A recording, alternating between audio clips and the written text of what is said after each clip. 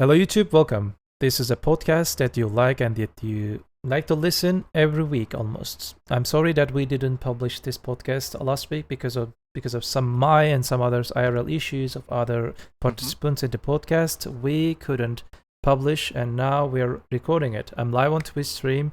Please do not hesitate to come and say hi on Twitch live stream. This week we will talk about some basics of the game and mostly we will talk about the second part that we already started about Lifeskill. We will talk about the Lifeskill and maybe you can see some kind of shy PvP, who knows?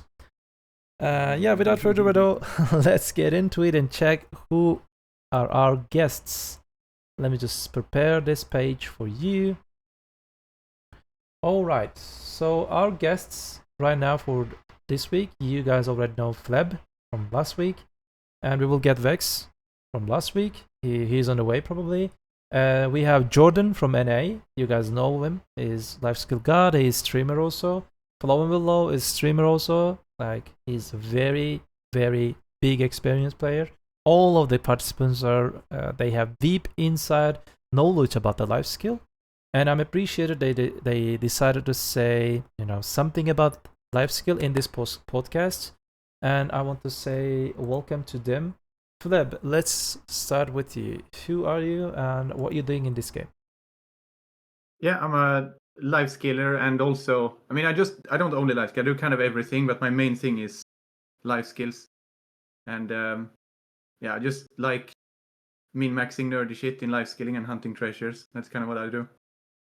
Thank you. FlowingWillow? Hi, similar vein, variety player. I do PvP, grinding, life skilling. I've been pushing all my life skill levels. I want to have all the medals over my head as much as I can. So I do all that stuff. Thanks for having me. Thank you. Jordan? Yep, I mainly just life skill and BDO. I do have grind gear, but I'm sort of working on trying to get that up so that I can make somewhat competitive money with what I'm making with life skilling. Thank you. Hygaa? Hygaa is the manager of this podcast? Yeah, so I'm Hygaa. I'm trying to gather all these people and talk to them so that we can give the most masterful opinions on every sort of areas video related. And as every time I say it, I might be annoying for someone, but I think it's very important to say thank you to all the guests that come, because especially today we have representatives for EU community and we also have NA community in here. So for some of them it's 4 a.m., 6 a.m., 7 a.m. So yeah, much appreciated for them to making the effort and being here to share their thoughts on everything. Thank you. So in this case, like in life skill, I have some experience and knowledge about the life skill, but I'm not like capable to do life skill like these people. I'll try to join the chat, but probably most of the time they will talk, and I'm just giving the lead to the Hygaa from this point on. And please, let's go. Okay. Shall we do a quick summary of what has been happening on the global labs? Like, well, yeah, what we got in last global lab, they just mentioned about the dragon mount, isn't it? What was the name? Doom color, isn't it? Yeah. The Doom colored dragon mount. I think that one's gonna be exciting, quick little shake-up things for the Siege content. I think we were sort of imagining how that would come up. I think we mentioned on some other previous podcasts, and that's gonna be interesting. There's some attacks that the mount is gonna reduce defensive stats, which is gonna be Giga. We were also wondering if they wanted to focus more on the defense side of things for the Siege. True. Let's see how that turns out. Also, the way to accomplish this mount doesn't seem very bad from what I've seen, and it also lasts for 18 days. So let's see how the meta shifts for the Siege. But I like it. I think it's something very appealing for that content, that it's like some fresh air. So that's good. Let me just read the skills. Flame Destruction skill, and people also can see the GIF on the screen. The AoE is kinda equal to, maybe a little bit bigger than the Cataclysm of the Wizard, or the Shift F overall Witch and Wizard. Maybe a little bit bigger. And this applies 45 damage reduction, minus 45 damage reduction, and 18% evasion, minus. This is debuff for this area. They didn't share about the cooldowns of these skills. Maybe it's infinite, I don't know. I don't think it is infinite, but I believe it will be 6-7 seconds or something. And I don't know if this has some kind of hits restriction. I don't know if you can hit more than 10 people. They didn't share it right now. Maybe That we'll would see. be Giga. Yeah, if That you would be can, Giga. if you'll be able to just, for example, people just push the gate. In the gate they stuck. 100 people in the, that's narrow places. And if this skill hits that 100 people at the same time, at least the debuff, not the damage, that will be Giga. And also, I have another thing. Is this thing also stacked with the other things? Probably it stacks, because they did change in the Flame Towers in the last Node War. And the Flame Towers debuff, it's like 8% or 9% evasion debuff, I can remember, and also 30-35 DR reduction, something, and it also stacked with it. And yeah, there's some kind of, unilluminated places. The another skill, as you can see, it's exactly the same of the Daenerys is just burning the King's Landing. Exactly the same. Yeah, look, it's just the entire bridge is just covered with flame. This probably will deal kind of damage, and the problem is this skill. It probably has continuous knockback CC in the hits. It will ignore your super armor. It will ignore your front guards. The only possible way to just run away from it, you have to just dash out if you see it's coming, or you have to just iframe or V. This is very scary.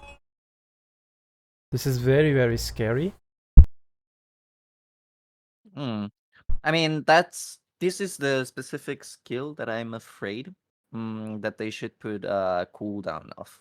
Like the others could be fine, but this one in specific, it should have, like, we can compare it to the charge of the elephant, right? Yeah. What's the cooldown of They elephant? have to be careful. Do you know it? Anyone know? Actually, Cooldown I elephant don't. abilities is no cooldown. You just can spam them as much as you want. Yeah. You're eventually running out of stamina is the issue.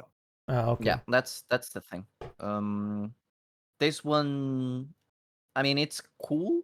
The concept is cool, but it could be, to deny one of the pushes from one of the guilds at that time.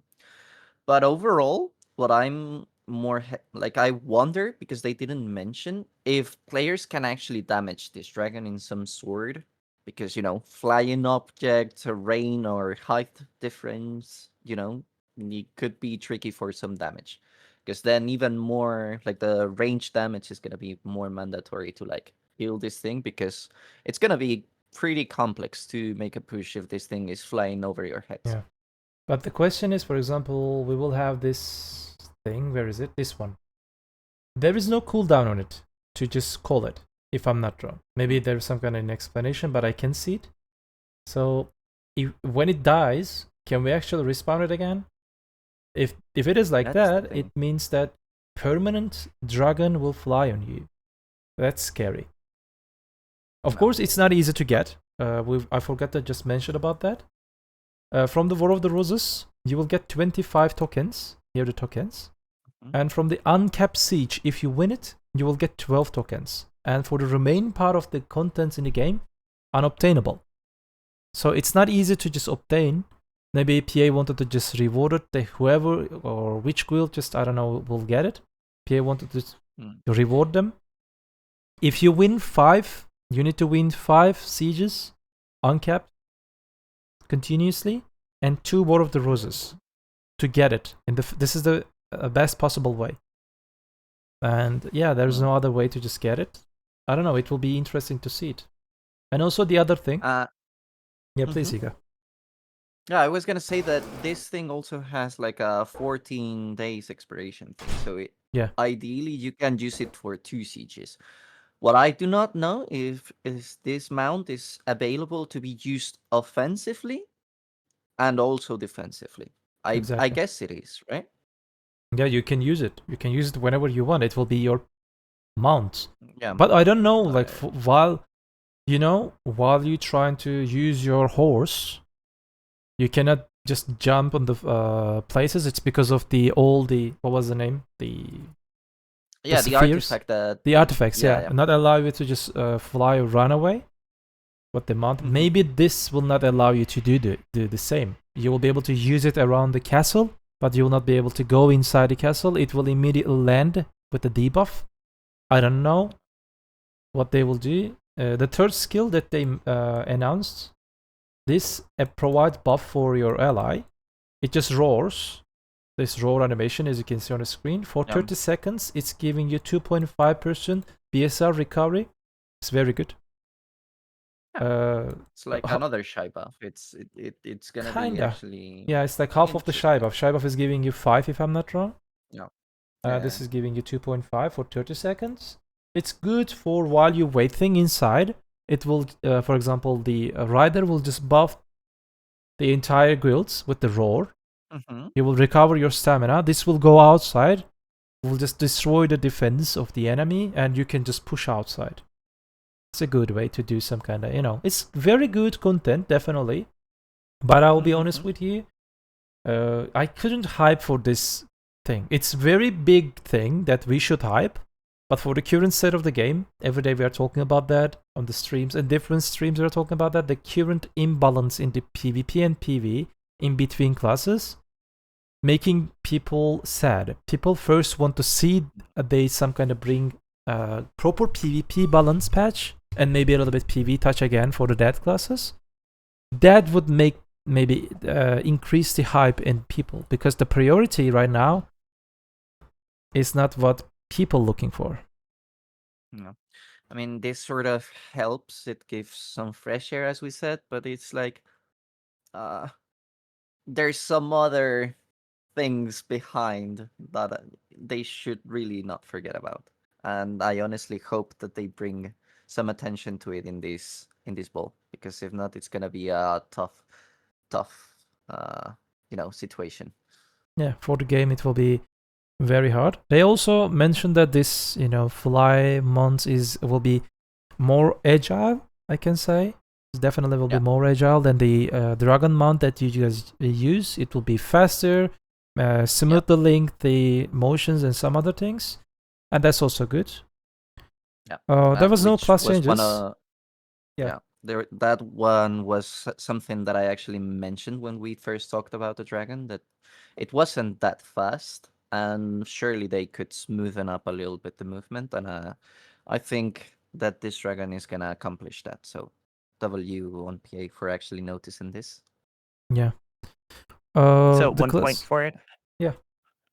Even if the thing can't be used offensively inside of a castle, especially for Calphion and Valencia, you can use them defensively, offensively by using them to defend cannons and ballistas that can be used to siege a castle. So even if it doesn't work within a castle, it still will be good for guilds trying to siege a castle, because they can defend an area closer to the castle. Definitely. Yeah.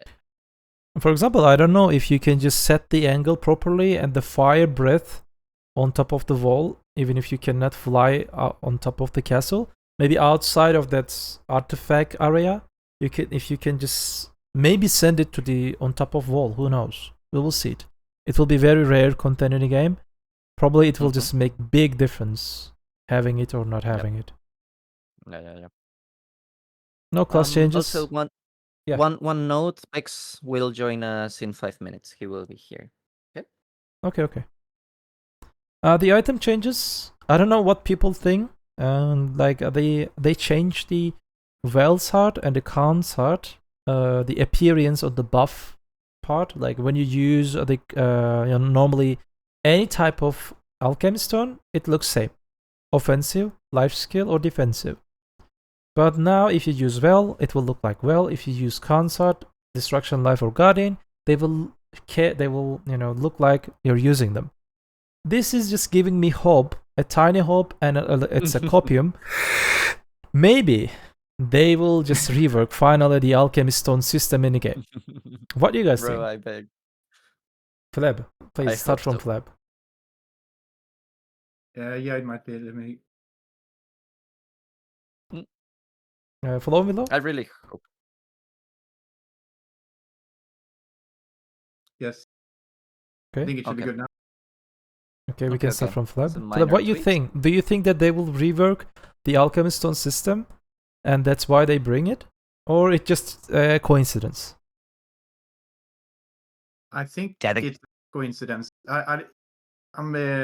They might rework because like it's a thing that is too deep to kind of rework, but so was the enhancing system, and they did actually rework that, so it's not impossible. But I don't think it's like Let's just hope, right? yeah, I think they're gonna do some like bullshit stuff that might outface it, but I don't think they will actually rework. Oh, such. But I FlowingWillow? mean, I would hope they actually rework it, but I don't believe in that. Nobody has belief of PA. No, I mean, I trust them, but I don't believe them to do like. I mean, I trust them based on what they do, not what they say, because they say a lot of shit that they don't do. But it's like if you look at what they are doing, it's like not that hard to predict what they can do. So you can have belief, but you just don't go crazy.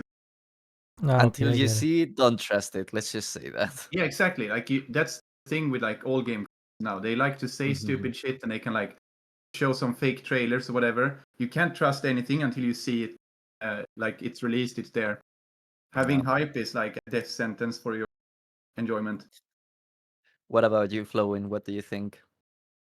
I don't think they're going to do any rework, especially like this ball, but maybe in the future. They do also have symbols for different other alchemy stones, like Triancy and Perlastar do have unique symbols. So I think they're kind of just realizing that there's a difference between them already existing, and they're just trying to expand upon that. They've been doing things with icons. I imagine it's just a smaller department within PA that's like, oh, your job's like art and icons and stuff like that. And they're just finding things to do, is my guess. No. Yeah, I think it's the same thing with like quality of life. It's like a department that can do that type of Exactly. stuff. It's not taking away from. Jordan? Jordan? Yeah, that's what I have noticed, that they just keep changing the icons, maybe trying to make it like easier for people to like understand. Mhm. I would like to see them buff processing though. I think that would be a huge step towards In what way do you want towards it buffed? Do you want to like craft faster, get better proc rate, or So I either want, I want either like some sort of mini game to processing or Ooh. processing overnight.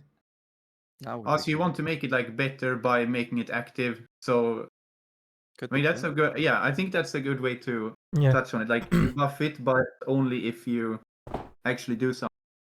But That I, would Right. be interesting. or like just weight reduction for stuff. Yeah. Or Weight reduction Yeah, will yeah, help. We it- talked it about would it. be like, actually fun. Yeah.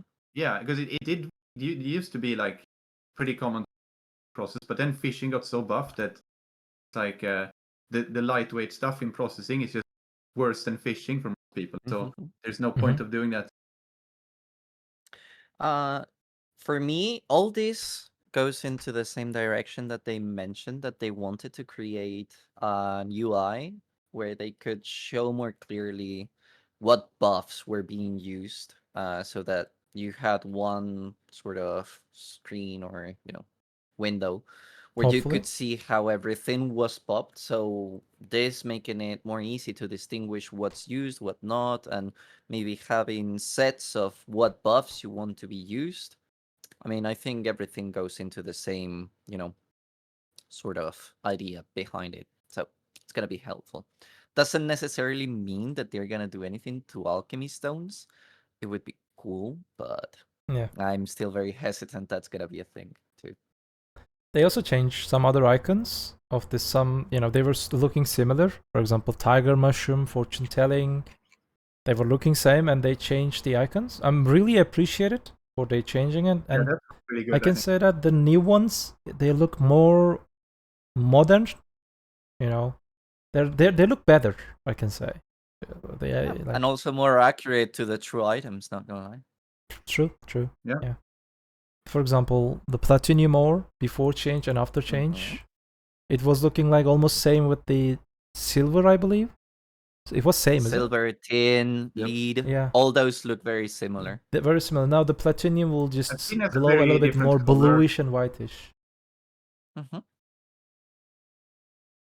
Some other I quality mean, of it's life quality things. of life. Yeah. And we were expecting this change because of the announcement in the official website. They just shifted the Node Wars caps to the other territories. Balance and Serendia was uncapped. Now the Kalfen and Kamasia will be uncapped, and we will just start where we will just come back to the where we started already. Yeah. The Kalfen and Kamasilvia was the start point. After like maybe 1.5 years, we are at the same location, and there is a lists on the which tiers and the nodes in the different territories we will encounter. This is very good because after few months, every territory that you fight is just being monotonous, and it just breaks it. And I really like this, this method that they apply. Yeah. I think it's something cool that they came up with. Like you have sometimes, I mean, nobody likes really Medaya territory because of the terrains and the rocks and how Yeah, annoying it's so it is, right? disgusting. But yeah, but like given the chance to fight all across the map is always exciting because it shakes a little bit up the things. And before you would only fight, if you were a capped guild, you would only fight in Serendia. If you would be an uncapped, you would only be restricted to one area. This is, like changes are good. Yeah. For And me also it's personally. just, make the strategies for the strategies also being monotonous. Same place, same locations. Game is not forcing you to find different strategies or different locations that you can build, for example. Maybe instead of that hill, you can use your Huacha in that hill and it will be it will just be more efficient or something. If I'm not wrong, this time they will just make the tier 5 places different than the other ones. It says Quintil tier 5, for example. I can't remember we fought in Quintil in uncapped. I can't remember it. Now this will be new, for example, for me. In uncapped, of course. And they're like Kurucho Cave. I can't remember. Let me just check the Kamasilvia Navar. Maybe Lake Flondor. Let me think. Did we ever fight in Lake Flondor? In uncapped? No. We didn't. So the nodes are different compared to the older version of the Kalfen and Kamasilvia, like 1.5 year ago. This is also good. People need to just rediscover the new strategies. That's also good. No, I think it just gives more content, which is always good. Yeah. Vexo just arrived. It's perfect timing. Welcome to Vexo. Perfect timing. Good morning. Welcome. Good morning. Someone just. I think I slept straight through my alarm. Oh, no. Okay, so guys, if you can just turn on your webcam, that would be nice. I know Jordan has, If but not, it's not mandatory. If you can just turn on your webcam, that would be nice. Okay, Vexo here with perfect shape. My man just woke up and bed is just showing that he just woke up. I don't fucking care. Yeah, I don't have a webcam. I'm sorry. It's okay. It's a problem. So Jordan is coming. It will be very good. So I said it last week, and I'm saying it again. The PvP players and the PvE players, whoever just want to visit this one, please be like Lifeskill players. You see, everyone is using yes, take webcam. Example. So we will see that what they're doing. Jordan's webcam is not working. I don't know. It will work soon, I believe. It would load up at some point. Yeah, I think it's because I'm on my stream webcam. Like I don't think it can do both. That's fine. That's fine then. It's okay. So I believe we can start right now to talk about the Lifeskill, where we are at. So let's do a quick TLDR. Last week we talked a little bit on the sea content, on barter, on sailing, on sea hunter, on sea hunting. Sorry. We said that this Lifeskill overall takes a lot of time and it's not like appealing. So some of the solutions that we offered would be to actually give more relevance to higher tiers because in comparison to lower tiers wasn't as appealing to them. Some other the things that systems are pretty good. It's just not rewarding. Yeah, that's the conclusion that we came up with. The sailing experience being super bad, and also the quality. We appreciated the quality of changes to the monster hunting, but there was some, how could we say it? There was an agreement on, like, after obtaining the treasure, there was no real meaning to being in that area after getting that. So Yeah. maybe shake up a little bit the things up, get something new, or give some purpose to that content so that you don't leave the There's area no like there's immediately. only treasure spots. There's no like spot to go where you have all your treasures and just grind some with your boat because they're all shit at that. So that used to be the case for sure. They've added the ability to sell enhanced blue gear, and so when you get your maps, now when you open them, you can you're gonna get pieces that help you upgrade to blue gear and then Yeah, enhance it. So that is a way to get some of your money out of it. I would like but to see more ability to get the materials involved to make courages and deep seas. That'd be blue whale oil and coral crystal, respectively. So I'd like to see more of that from the sea moss trending zones. But I agree that it used to be that way. But with the change to being able to sell blue gear, it's shifted a bit. I mean, it Okay. is a little bit better, and the blue gear doesn't change much for the sea monster hunting. It changes more to make money bartering way better, because like the main issue is still getting the coins, because like you open the amount you get from opening chest is very small. So the fastest way to make blue gear is like to just grind the croc stuff for those materials, and then you coin barter for the rest of it, and that makes bartering kind of okay. Especially if you're on a server where the ship gear is sold out on max price. But the problem is you're like you would get way more maps at Fleet, but you're still making more money at Crocs because Crocs has just way more base stuff and it drops way more of the like perfume materials. So Yeah, and at I this would point, the like to trash see is pretty them, good too. yeah, like Yeah. make it drop even more perfume materials maybe, and make like it the main source of perfume instead of like handing it out for free on Solare. Maybe make it so like sea monster hunter grinding is actually the way to get, because it is like That blue would be whale so oil and nice, coral crystal. It actually. Yeah, makes sense, right? That Yep. you get it from the sea. that would be cool. So I would like to Jordan, see what are that be your the main thoughts? source of it. What do you think about this, Jordan? Yeah. No, I agree. I haven't done like too much sea monster hunting, but I did notice that I was getting whale oil and the deep sea or the coral crystals. So yeah, I Yeah. think they should buff it for sea monster hunting, Probably and add then maybe it doesn't really make sense thematically, but maybe even add the blue whale oil drop to the ships at Pirate Fleet, because like the normal animal sea monsters, they can drop both, but the ships at Fleet, they can only drop coral crystals. Yeah. You Okay. can occasionally get a rare blue whale oil at a spot anyways, but that's because candidums fly into your ship sometimes. Yeah, they could just add sea monster bizarre fangs to the drop table, and that would give an Yeah, exchange exactly. They option could do for the that. oils. That would be Or really they good. could do a new exchange item if they wanted to for thematic reasons. Yeah. Would that be helpful, Bex? Well, I know nothing about sea stuff. You just want to see the sea creatures without changing your I never grinded Fleet. I only did Crocs for 2.5 hours to get my Yeah, to get your blue gear materials done. for my blue gear, and for the rest, hand on. I'm never on sea.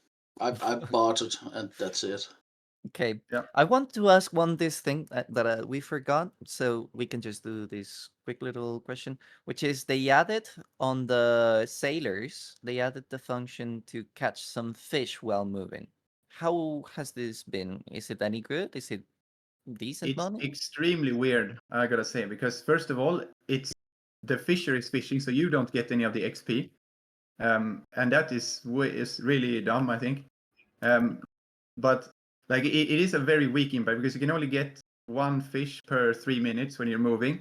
But it is kind of nice to like accumulate some titles, because like you're gonna fish in places where it's normally not good to fish, so you probably won't have the titles there unless you have been title hunting. Okay. But for the actual like silver value of it is non-existent because you fish super slow and you're not gonna stay in a good place. Do you guys agree? I Yeah, didn't mostly. even do the quest. Yeah, that's fair. It's It's extremely also like the sailor needs to be the sailor stops fishing if it runs out of condition and gets sick, of course. So you can't really use it for AFK sailing either, because there's no way of refilling rations for sailors when you're AFK sailing, or like refilling rations on the boat like you can with a horse. That is something I would like to see. I mean, I'm like one of the 20 AFK sailors in the world or something, but that like all the other mounts can refill their stamina shit, but boats can't. That would also like not a big deal, but it would add some extra cooking demand as well, because you need to feed it with meals, Okay. and then you Yeah, would I still actually be don't able to. know. I Yes. still don't know why sailing never had anything added for it. You Yeah, have it's a really weird. Like couple you can do of daily quests, that's it, and for the rest, you just have to AFK sail. Otherwise, you don't get any XP. There's no Yeah. incentive in doing sailing. Yep. I think everyone agreed on how bad that term is. I mean, the only like Well, there reward also is a from quest line thing, Yeah. which is weird. I can Yeah. explain, but it's bad. it's really But bad. it's the best XP. Yeah, It is the best XP. It's also bad. So like it sucks to do it. That's the Just problem. imagine.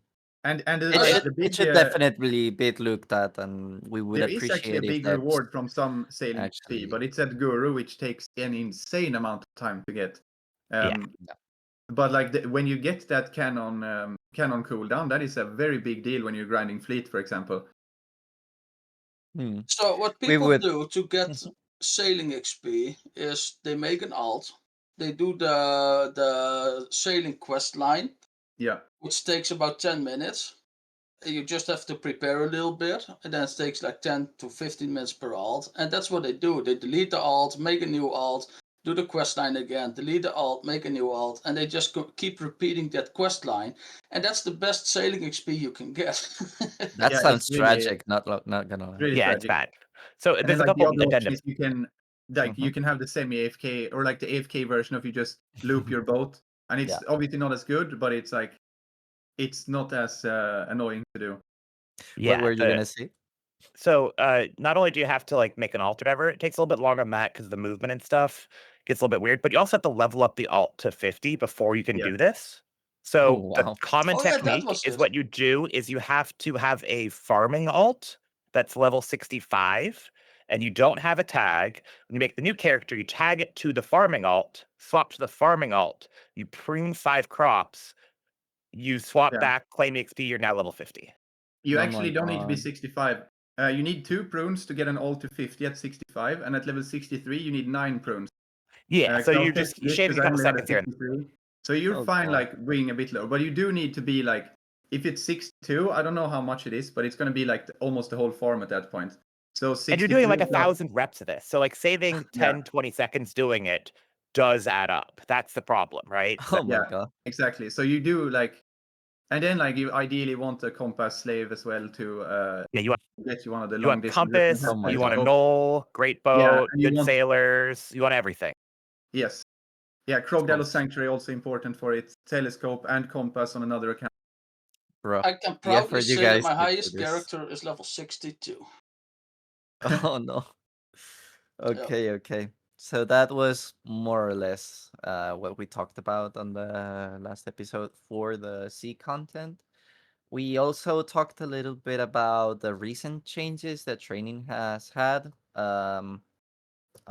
We agreed that they were an interest direction that we were scared for them actually adding more horse bots or actually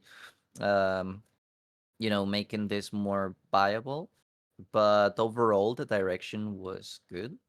And we would also, I believe we said we would also like to see the experience on the horses. Like if you're training in a wagon, it should be more rewarding or more effective than solo horse training.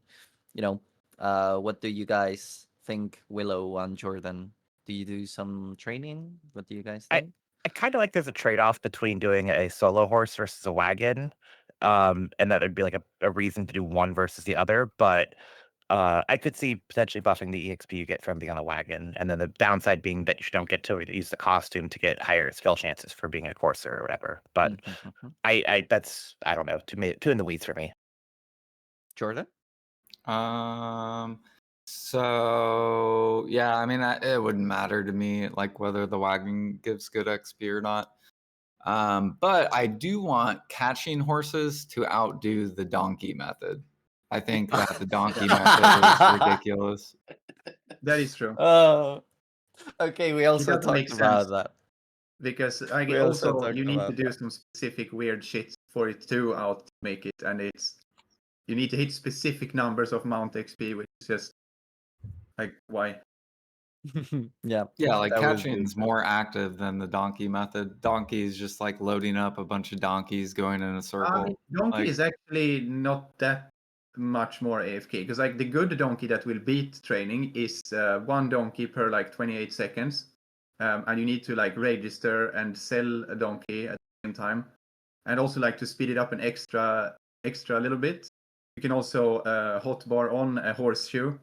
Like I used to do, like I've pushed all my training XP that way pretty much, and I also used to put on the Crocodile horseshoe to give it 6% extra speed. So it is you can do donkeys like 2-tick donkeys, which you get like 1 minute AFK-ish. But the fastest way is to like fully actively steer it and new donkey every 30 seconds or a bit less.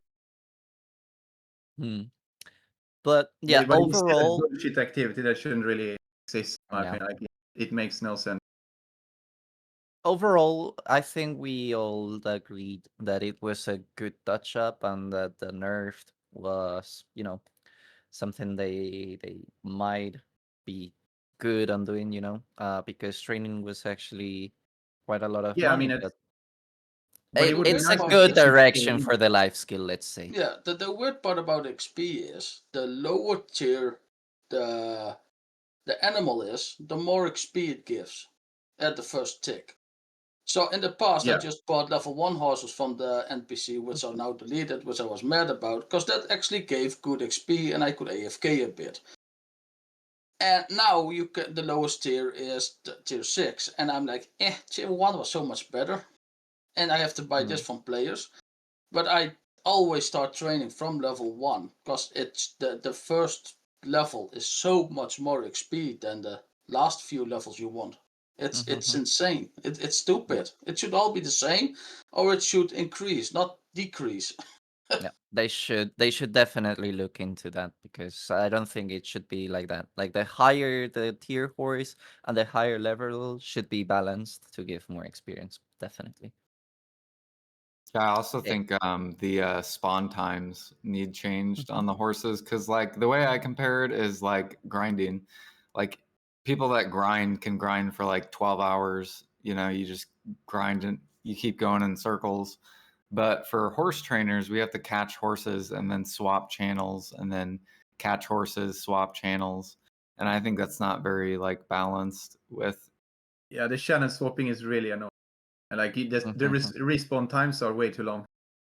Yeah. It doesn't That do well.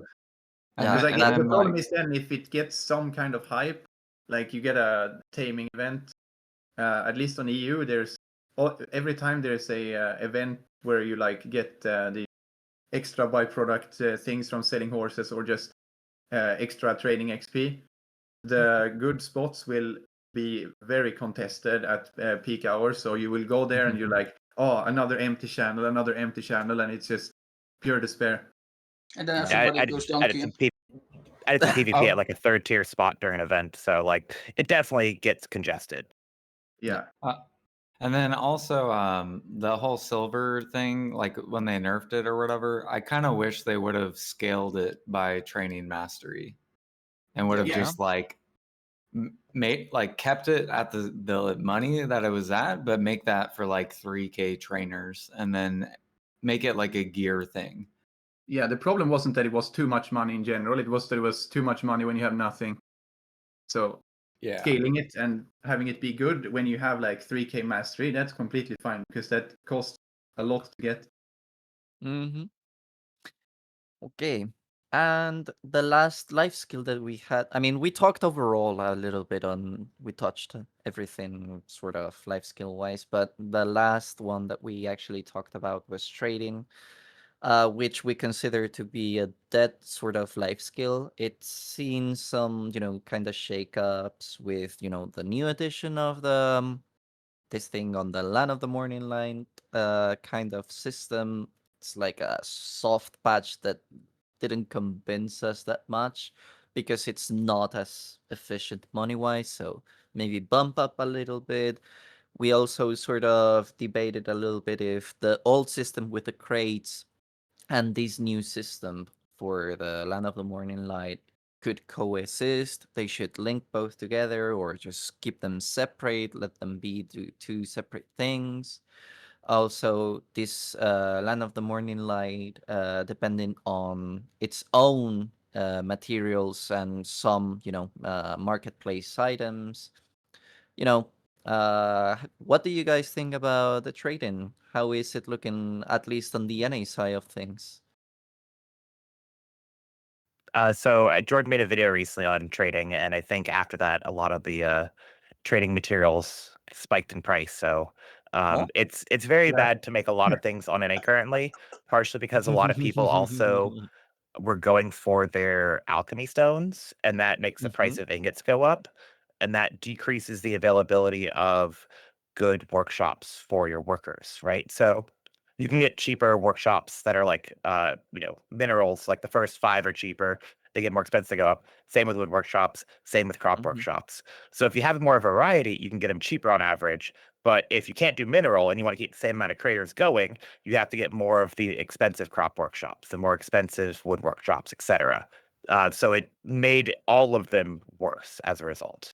Yeah, and it's pretty much like a lot of people gravitate towards the timber workshop because that is the least popular alk stone people go for. So that has, and it's also like a bit more common to process timber because it's better XP. So then and now like we got extra wagons, so the hype is Giga and everyone there's just it's the classic. It got a big buff, so now it's despair to do because there's too many people doing it. So here, now that you guys mentioned Jordan posting this video, if I look into the central market, some of the materials are actually going slightly up. Like I saw the other day, iron being on 1.3 or something like that. So you're the responsible for that, huh, Jordan? I don't know about that. The ingots and all I did on my video was trash crates. Like I just made a trash crate video, which had to deal with like vendor items that you buy. Yeah. Okay. I think it's the wagon increase that's the big deal of money crate stuff being more. Same thing with like maybe Blackstones. Like I think Blackstones are somewhat coming up as well, so maybe more people are getting into trading. Because Blackstone's for Blackstone pattern, to be clear. Yeah. For what this life skill, what would you guys say it could be good to see? More implementation of systems like the Land of the Morning Light, bumping up the money for the crates, upgrading the XP you get from some specific so that you increase the demand. What do you guys think could be good to see? Needs a new system. Like one way or another. Needs a new system. Don't touch my A new crates. system, a total revamp. No, the crates can stay, but we've had 2 different trading systems that coexisted with crates, and both of those no longer exist in the game. So it used to be you could just go to a trader, pick up a trade item, go to another trader, trade it in. That was trading. You also had crates, so you could do both. Then we had a second system, and that was like you buy a thing, and then you hold on to it for a while, and you check rumors, and you go to other places where the price goes up or down. The closest analogy I have for it is it's turnips from Animal Crossing. You buy it at a set price goes up or down, you turn it in, eventually, hopefully, you get a profit. They got rid of both of those. We need a system that is not necessarily like those, but in the same vein that it is trading, but it is not crates. So like a bartering inland? That would work. Okay. The other idea that I had at one point, which I haven't really, clearly laid it out, but basically There's also a lot of workshops in the game, like armor workshops and weapon workshops. So theoretically, something that's dynamic about like, oh, this week we need Aswell weapons or like Aswell staffs. I don't know. And then that week it's just in demand for Aswell stuff. You take your workers that you have that are like, oh, these are workers that are ready for to make armors or weapons or whatever, or siege items, doesn't matter what it is. They make the things, you can pack them up yourself with like a packaging cord or whatever. You package it in a city, you move it to another city, trading. That's an actual interesting take on that. Okay. Yeah. And that was trading. So I don't think there's much else to say about trading. I think it could be cool that it links in some other ways with, fishing now that we are gonna talk about it. So like actually making the trading mastery sort of how to say it? Yeah, probably mastery given a purpose so that you could increase your revenue or profits by selling all this type of rare products. It could be also an interesting way to look up on that one. But yeah, so Yeah. if you guys agree, we can also start with fishing, which I do believe, for some good and some bad parts, it's now probably one of the most popular, or at least that the community, you know, does the most, especially for the AFK part of this life skill. How do you guys consider this life skill being now? We can start with Flip. If it is possible, I want to share my thoughts with Oh all yeah, the sure. true life skillers Sure. as just a casual life skiller for myself and also casual gamer, I can say, for these type of topics. I mean, they should make the other hotspots, especially in the cities, more viable, not only Velia, because seems like the only Velia is just giving you consistent money. The other one's a little bit more RNG dependent or worse than Velia. They should make the other spots better.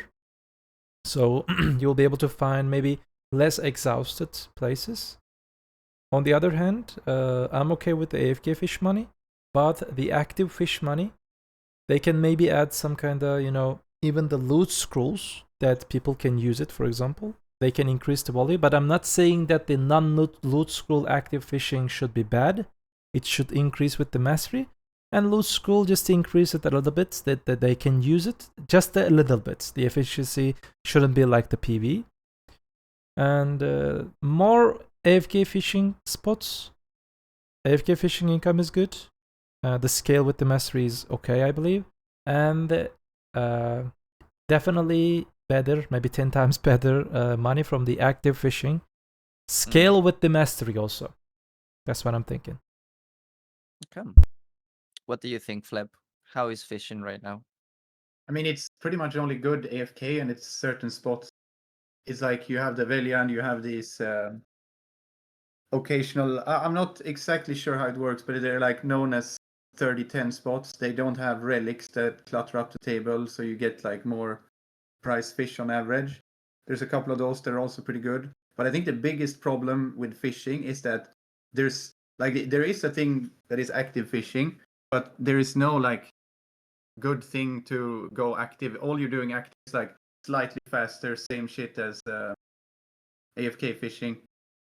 Mm-hmm. And I think Willow had a good point prepped about what you could do with active, right? No. I think it did, yeah.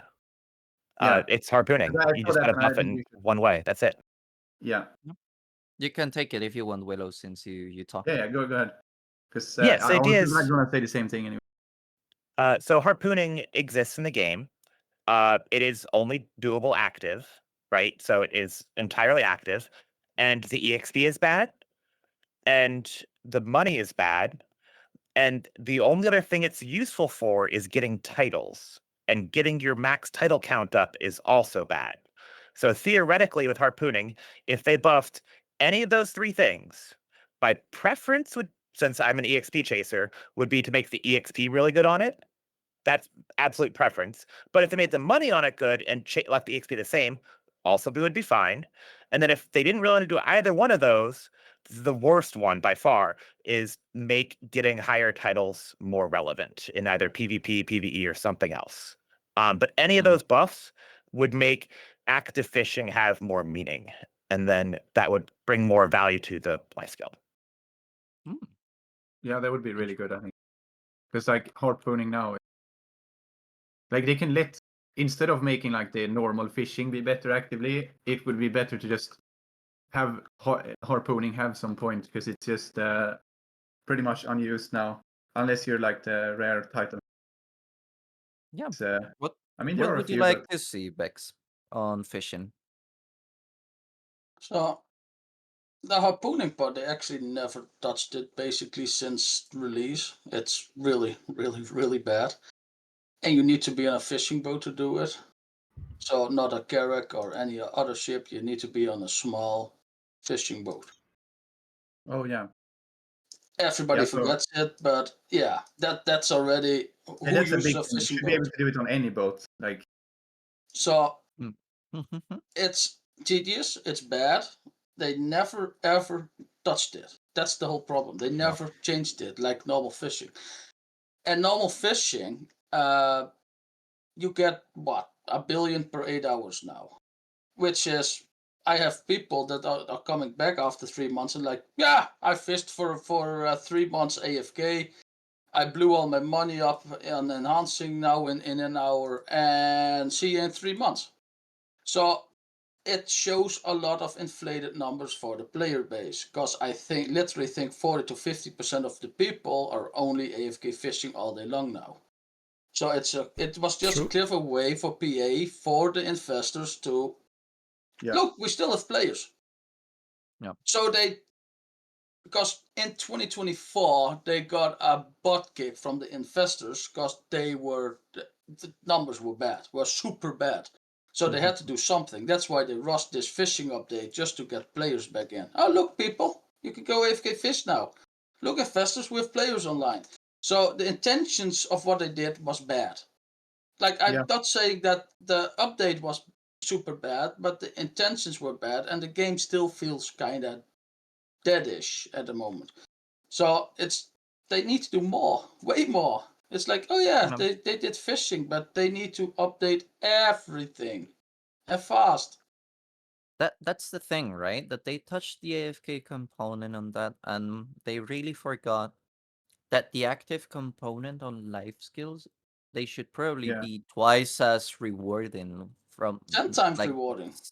yeah, like actually bump it up, because Like I reward the said, people that actually play your game, right? Like it's good that you Yeah. have your fisher for, I mean, in my fishing is case. like a big But deal. it's Like, also a lot of people Yeah. like fishing. Sometimes I leave It's my also so fisher easy. for 20 hours, and then I come Yeah. back, I get the bag, and that's fine. But actually reward the people that are spending time in So your game. if you go of active fishing, yeah, so you have a catch time of 24 seconds at certain spots. So other spots are a minute.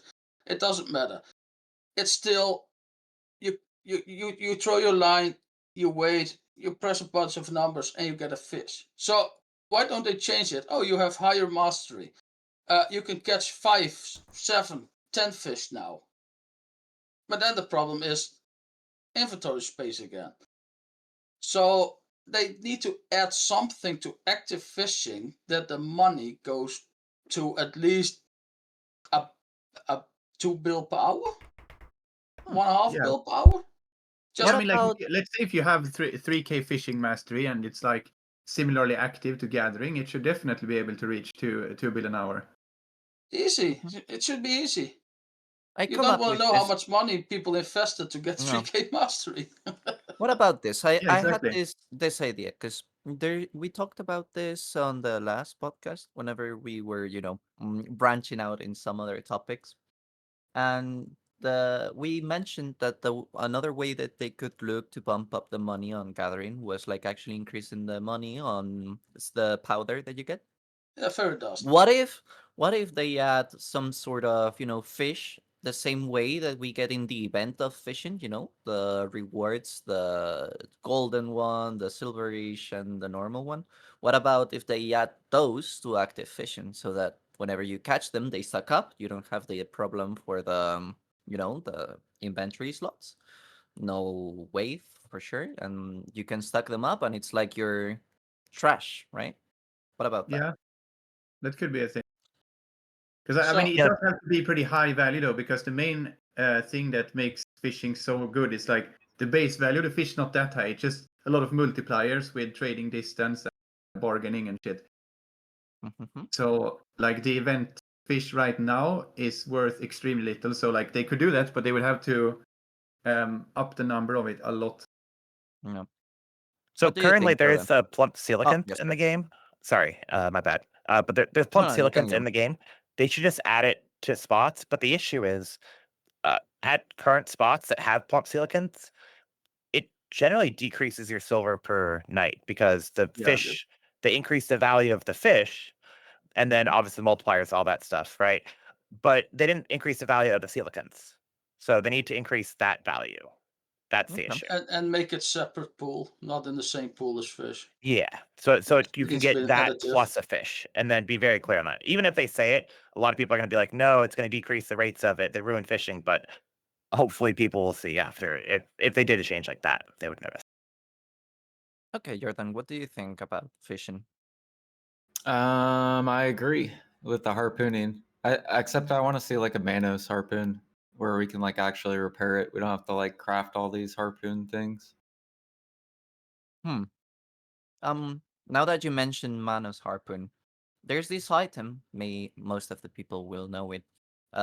There's a version of it that it's paid to win, which is the Grandpa Rod, I believe that's the name. And then you have the version that you can get from the season. The difference on fishing with that tool and normal Balenos rod, it's actually enormous. Would you guys think that they could make a rod that could only be used actively, but in order to bump up a little bit the active fishing? Same stats, same effects, same everything. Like a Manos fishing rod, for example, that you can only use actively. Well, you still need to have a purpose to active fish. That's the problem. There's no incentive to active fish at the moment. Okay. So you Yeah, would like like to if the see. money is good enough, then it would make sense to do it, right? But then you're kind of getting back in the territory of fish spotting being more relevant again, which is also a little bit of a tricky issue. But yeah, it wouldn't be bad. It'd be a fine idea. So the thing that the rod you mentioned does is it reduces the maximum catch time of the reel-in time. If you active fish, it's useless for you because you manually do it anyway. The time to catch a fish is still the same. It takes 30 to 40 seconds to actually hook a fish, and then it takes with a grandpa rod 1 minute to reel it in. Well, you manually do it, you save that 1 minute, but you still have the initial, like the fastest spots are 24 seconds, and the longest spot, like failure, takes a minute or 3. It's still the real end time that is useless if you active fish. So they need to change like a Manos rod then to not have any fishing time reduction, but more like plus 5 fish. Which also means you get a lot more XP because how XP works in BDO, it's not like, oh, I have 20 items stacked on top of each other, that gives me a lot of XP. No, the more slots you fill in your loot window is the more XP you get in anything you do. It's not the amount, it's not the height of the stack. So if I got a 200 trees or 200 different trees, the 200 different trees would be giving a fuck ton more XP than the 200 stacked trees of the same tree. Okay. Yeah, we do I currently see. in the game have Medaya fishing rod and Calphion fishing rod, which you can kind of Mhm. use for active fishing, but they're only really helpful if you're going for the fishing contest during the week. Medaya rod gives you a chance to catch rare fish, and the Calphion is chance to catch high quality fish. So if you're going for one of those specific targets during that, those are nice. And then you wouldn't be able to cap out your auto fishing reduction time. So you could see things similar to that. You could have it be a whatever rod. It could be Manos. It could be a new region, a Kuwait fishing rod or whatever, like a pirate fishing rod. And it could be plus, like going the opposite direction, AFK fishing time with a bonus chance to catch prize catches or something like that. Yeah, it could be something. There's also like the triple float rod that it's really good. It's just it's extremely low durability on it, so you do need the full durability resistance setup. Yeah. You need, and because it's not giving you auto fishing time reduction, you also need to have a specific event type of pet that you can't normally even buy in the Pearl shop. Like you need all of them to be the durability resistance reduction, but then one of them also needs to have fishing time reduction, and that is like only available through certain events sometimes. Yeah. So it's like really annoying to get it, but it is good, like because it is pretty much the same thing. It's just lacking the mastery compared to the grandpa rod, because you can get enough of them if you have the setup to just continuously fish with the triple floats. Yeah. Okay. So I was gonna ask this question. We can debate about this. Do you guys think that all this attention that BDO or PA has, focused really much on this life skill, forgetting pretty much the rest of the life skills, but giving us the fishing contests, the all these updates that fishing has seen, is it because they wanted people back for AFK fishing, or because they actually think that people enjoy this content? No, they want people back. 100%. Yeah, no, I think it's just it's like a stronger version of login rewards. They just want the stat that people are logged in. And then incidentally, it made some other stuff better, like it upped some demands of enhancing materials because people want fishing mastery now. So it did some good stuff, but the intention was for sure just to get better login stats. Mm-hmm. Also, there's another thing I want to mention about fishing, and that's like we have this fishing share that is good to have because of its stats it gives.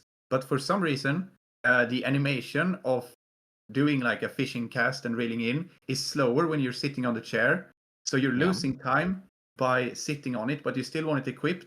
So the way what you need to do to get around that, you need to start fishing, and then you equip the share after you have already started fishing. So your character is still standing, but you have the chair equipped. You're losing 7 seconds per cast. So yeah, a tip for all the AFK fishers: start fishing and then equip the chair. And hopefully PA will make something that it's the same, or maybe it's even faster sitting on the chair, because that would also make sense, because the chair is supposed to make you a better fisher. To me, that's just absurd that it's a thing. Yeah, it is just an oversight, I think. It doesn't make any sense that that's a thing. I would guess it was a mistake. They for sure don't know about it. We need to make a YouTube video on it. Oh my god. Bro, the amount of people that are sitting on their chairs in Belia, to me is like, does these people even play the game? Like, what are they doing with their lives? I sit on my chair. I'm too lazy to. And that's why everyone sucks at the game, because they played sitting on a chair. They should be standing up to actually get better rewards and everything. Okay. My next question is regarding fishing.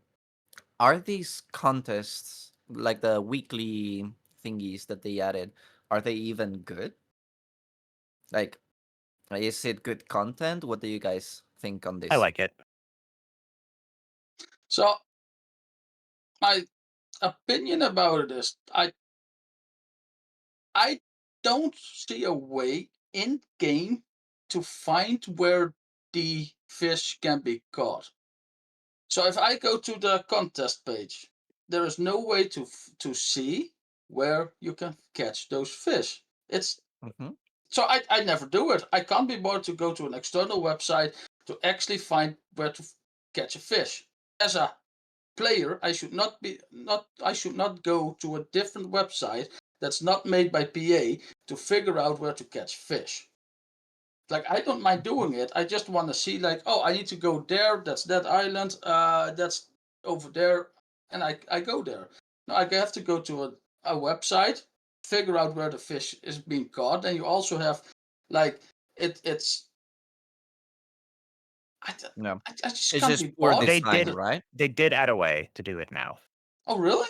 So after the first day, you have to wait for the first day. If you Yeah, want yeah. to Then only you have to look in click on game, someone else. Yeah, but that yeah. still So defeats the well, purpose. no, You because can't then you see where fish. you can get it now. Yeah, but not like immediately. You have to Well, it wait doesn't show like the 24 hours. coordinates, and it doesn't tell you the first day. But like, if you don't want to look outside, you still can. You could just spend the other 2 days, the day off, and then the day waiting, fishing wherever you want to fish. Then, and you just have one less day to do it. Yeah. Mhm. Okay. It's maybe not the most Maybe- eloquent solution, but it is a No, it's solution. like yeah, but Yeah, I mean they have the maybe whole it- fish guide, and it doesn't show where you can catch the fish. Like what?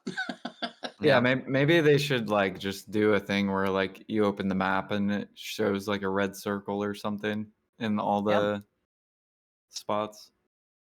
I remember this being in the map. There's this sort of icon that has a small fish with, I don't know if it's a hook or a rod or whatever, that they have these I don't know if it's hotspots or like a notification that the fish can be obtained there. Maybe they could do that for the, contest thingy so that people can actually go and do that.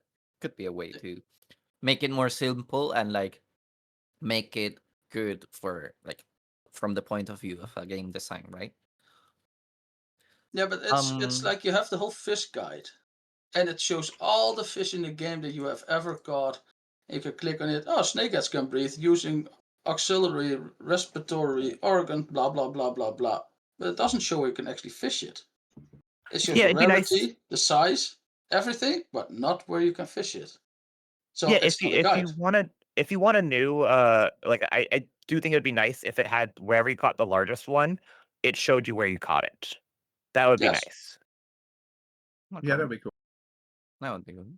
Okay. Like I my don't need last to pinpoint exact location. I just want to know, like, oh, it's in this sea or it's over there or like Yeah, like just knowing the sea region would be pretty cool. And then you need to like figure out what depth level or whatever. It would also be nice to have some way of like, I don't know, noticing depth level in game and not requiring you to like try and navigate with like a website or like porting coordinates. Like it's a really weird way to find out like depth level of the sea. Like maybe add some I don't know, Manos radar or something. You can see how deep the sea is at a certain place. Okay. Yeah, or And, maybe make like the water darker or something. Yeah, like Yeah. some type of way to help you realize what depth the sea level is would be really cool. Okay. So the last two questions that I want to do about fishing. There's some opinion on the community that actually fishing is causing an inflation on the game. Do you guys agree with this statement? money's too little for that. And the money sinks absorb anything. It just for the most part, upgrades in this game are all, crons. It takes as much silver as you got, so it goes right away. Okay.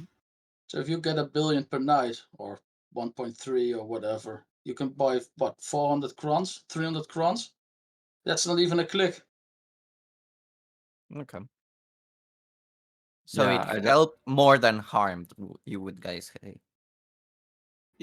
Yeah, like I think it needed updated because like the way I look at it is like 4 years ago or whatever, people were making around like 300 mil an hour actively, and people would either train overnight for like 100 mil an hour, or they would do like, or not an hour, but 100 mil overnight, or they would like cook red sauce overnight. Like that was kind of like a meta.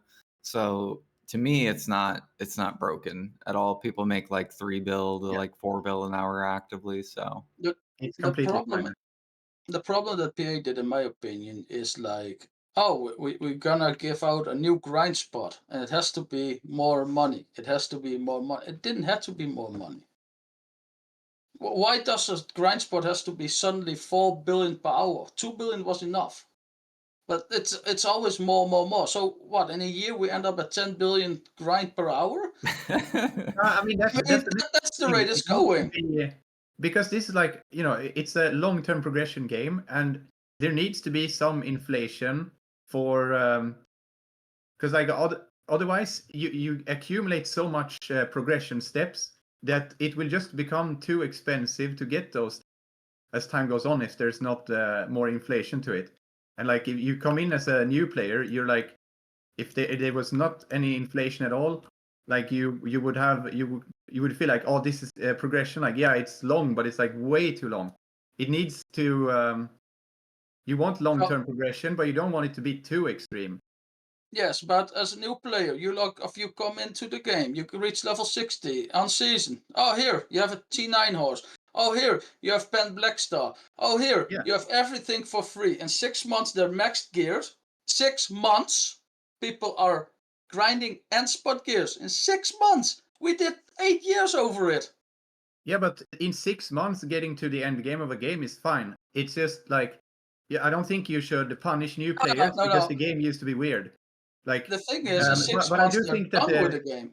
Yeah, the freebies are way too extreme. I agree with that. Like, I don't think like handing out T9 horse and Pen Black Stars or hammers was ever a good idea, and I really hate the idea of all that stuff.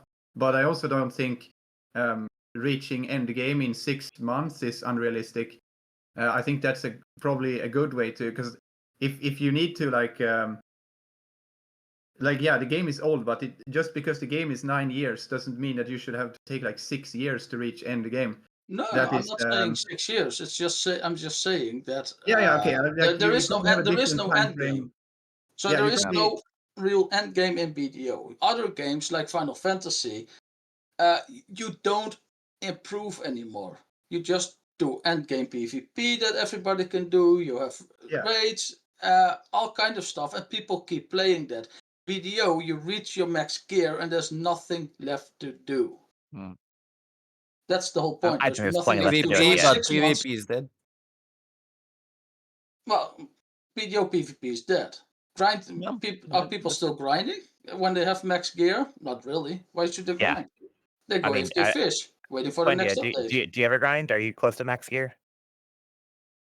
I was always close to max gear, and I never grinded in my since 2022. Yeah, I mean, if you play the game all the time, you don't need to keep up. Like if you do like some semi-AFK life skilling stuff and you know what you're doing, kind of, you don't like you get progression faster than they add stuff, so you don't need to like do anything special except like be there to keep up.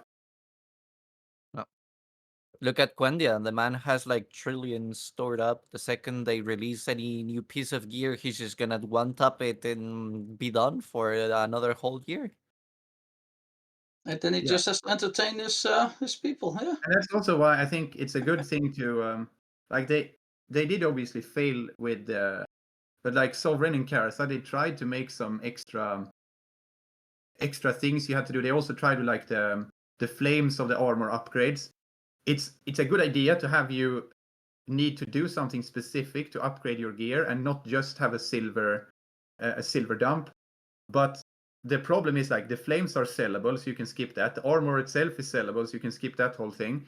And then the Land of the Morning Light bosses thing is just dog shit and time gated. And then they made it sellable, and now it's like available everywhere. Also, the Karasa deck stones is a dog shit time gated like Dark Rift thing. But the idea of having it be something special, you need to actually go out and spend your time doing, like spend some effort to get the best gear. I think that is a good idea. I just think that they should be something like, you need to go to this specific grind spot to get something that you can't sell to upgrade your gear. Yeah, the problem with doing that is then the spots become dead once you get the gear. You never go back there again, right? What I think would be good is to have something like DSR, for example. There's a flame there, but it's also a good spot without the flame. So I would like to add it to all the like kind of viable end game spots, but it should not be a spot only dedicated for that. It should be added to the spots that are already good. So what you need to do is like go out and end game grind to get your gear. Like you should need to do the content the gear is supposed to be for to get it. it doesn't have to be like something super niche to get. So like, let's say you want to upgrade your, I mean, yeah, like just make the DSR Flame unsellable is a good start, and make the 8 shoes unsellable. That is something I would like to see. Okay. Yeah. How do I get my gear Like- then? You go out and grind, because if you're like, I think it doesn't make sense that you can get the best gear for something without doing that content. That is something, I mean, this is like an opinion thing, but that's what I think makes a good game. You need to like, you shouldn't have time gates and stupid shit to like force you to, or like lock you out of stuff. But to get the best in something, you should need to do the stuff that it's related to. Like before both gear was sellable, you had to like go and do both stuff to get your gear. And like, I mean, in Debos and Flames, when they were sellable, but they didn't really sell because they were too valuable compared to their market price. Then you had to go there and grind the stuff, and I think that is a very good type of game design. That I would like to see. Yeah, in time Like, I they think can what maybe they make should it. Yeah, please. Oh, go ahead. You go, okay. Jordan. So what I was gonna say is like, yeah, like with the boat stuff, like I wish they would have came out with like new sea monster hunting spots that drop like, say, yellow gear, for example. However, in order to access them, you need the blue gear. And then so then basically if you have green gear, you can't access that spot. Like just make it to where all green gear does 0 damage to those mobs or something, or make them so hard that they'll wipe green gear players off. So then you have a reason to get the blue gear and then to farm your yellow gear for the boat stuff, and then make it to where maybe making Carax is a little bit easier instead of just making them sellable on the market. I think they should have just made it like easier to do. Easy to obtain, but only obtainable through doing the content. That's the main Right. idea. Yeah. Less sellable stuff That's a in good general. I really like to, because I think it's really think it's boring that you can just skip everything by for so much stuff. So I Right. must say, before they added the option to sell infinite potions to the market, I actually went out and grinded my potions because I needed them. So yeah, at a certain things, it's like you have it. Yeah, Yeah, it's nice. I grinded 5 HP potions and 3 MPs before they became sellable for my Yeah, alt. I grinded 3 of each of them, I think, or at least 3 mana potion. I think 4th HP potion. Because yeah, was but I so mean the nice, money like- was shit, but still you did it. Yeah, but because it was you so wanted nice. it. Like before they went in the family inventory, you like, it was so annoying to move them around. So I was like, yeah, I need more. Like, I agree with you guys. Like, for example, one of the most, how to describe it? One of my most, the moments that I enjoyed the most in this game was actually the Turos grind whenever the first flame came up. You actually had to grab one partner, one friend, one whatever. The mobs were giga tanky. They CC'd you. It was a nightmare. And you both went there hoping you get the flame at some point, and actually thrilled to be there. I don't know how much I spent there, but actually counting every single ember, and I think they should go back to the sort of designs for what they It was come the up same with with. Odin's at the start. Yeah, like For me, Yeah. They For were example- really good times where they have managed to do things like this in the past. Just want to Yeah. see it Is it- back.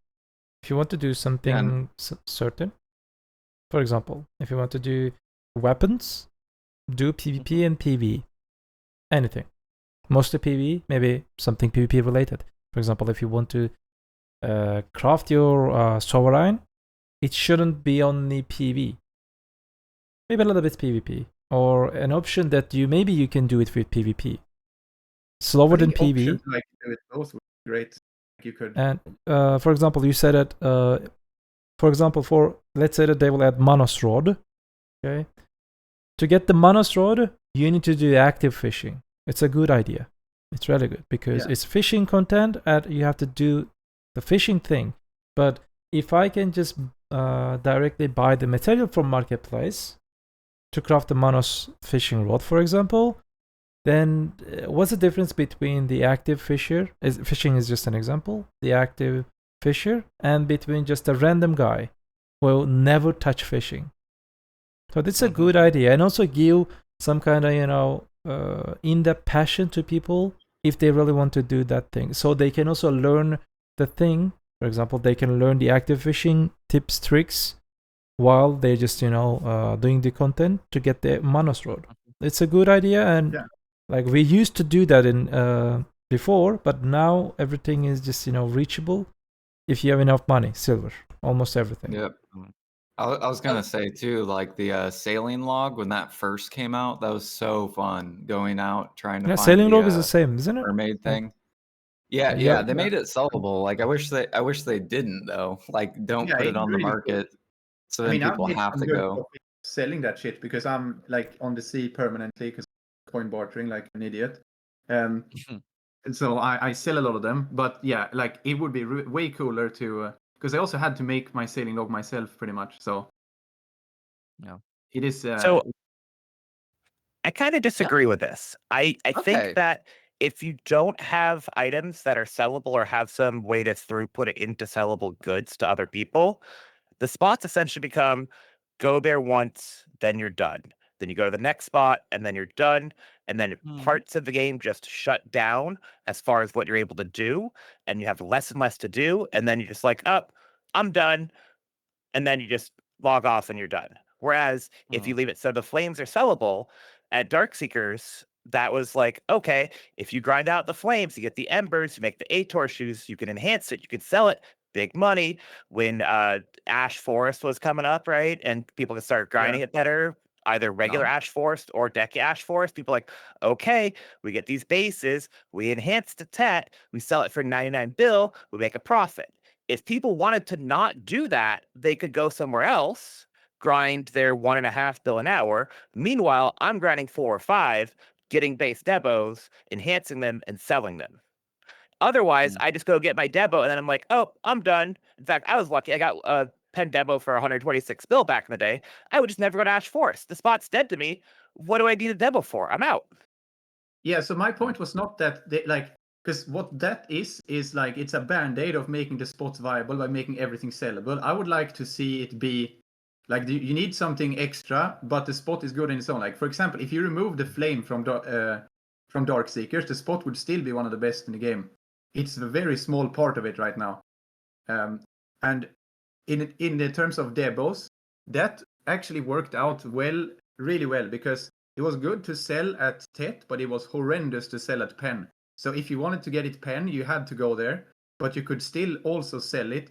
So either make the PEN price cap be extremely low or straight up make PEN version unsellable, I think would be a really good way, because then you get kind of both of that.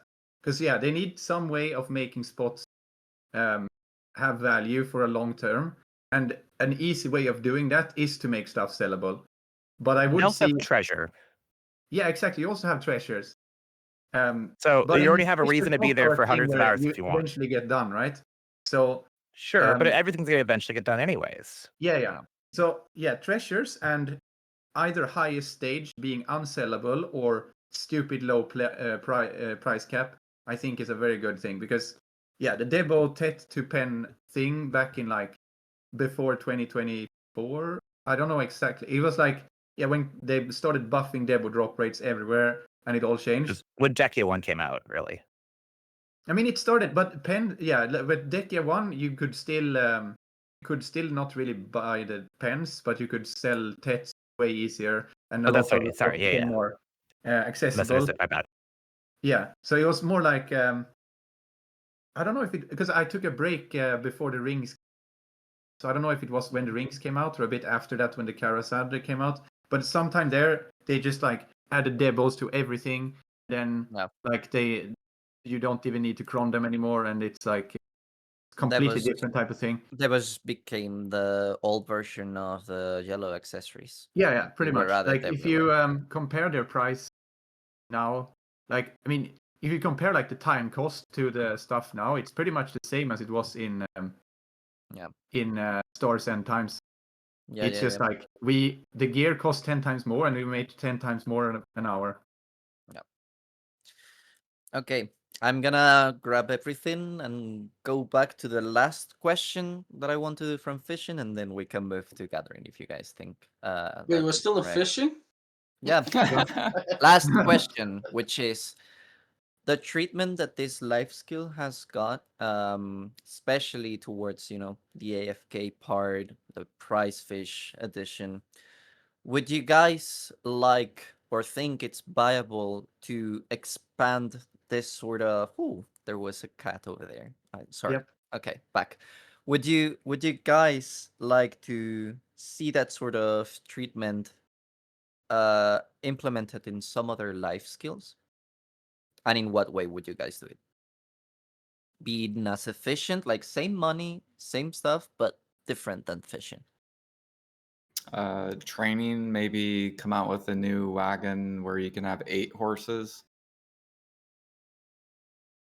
instead of 4. Okay.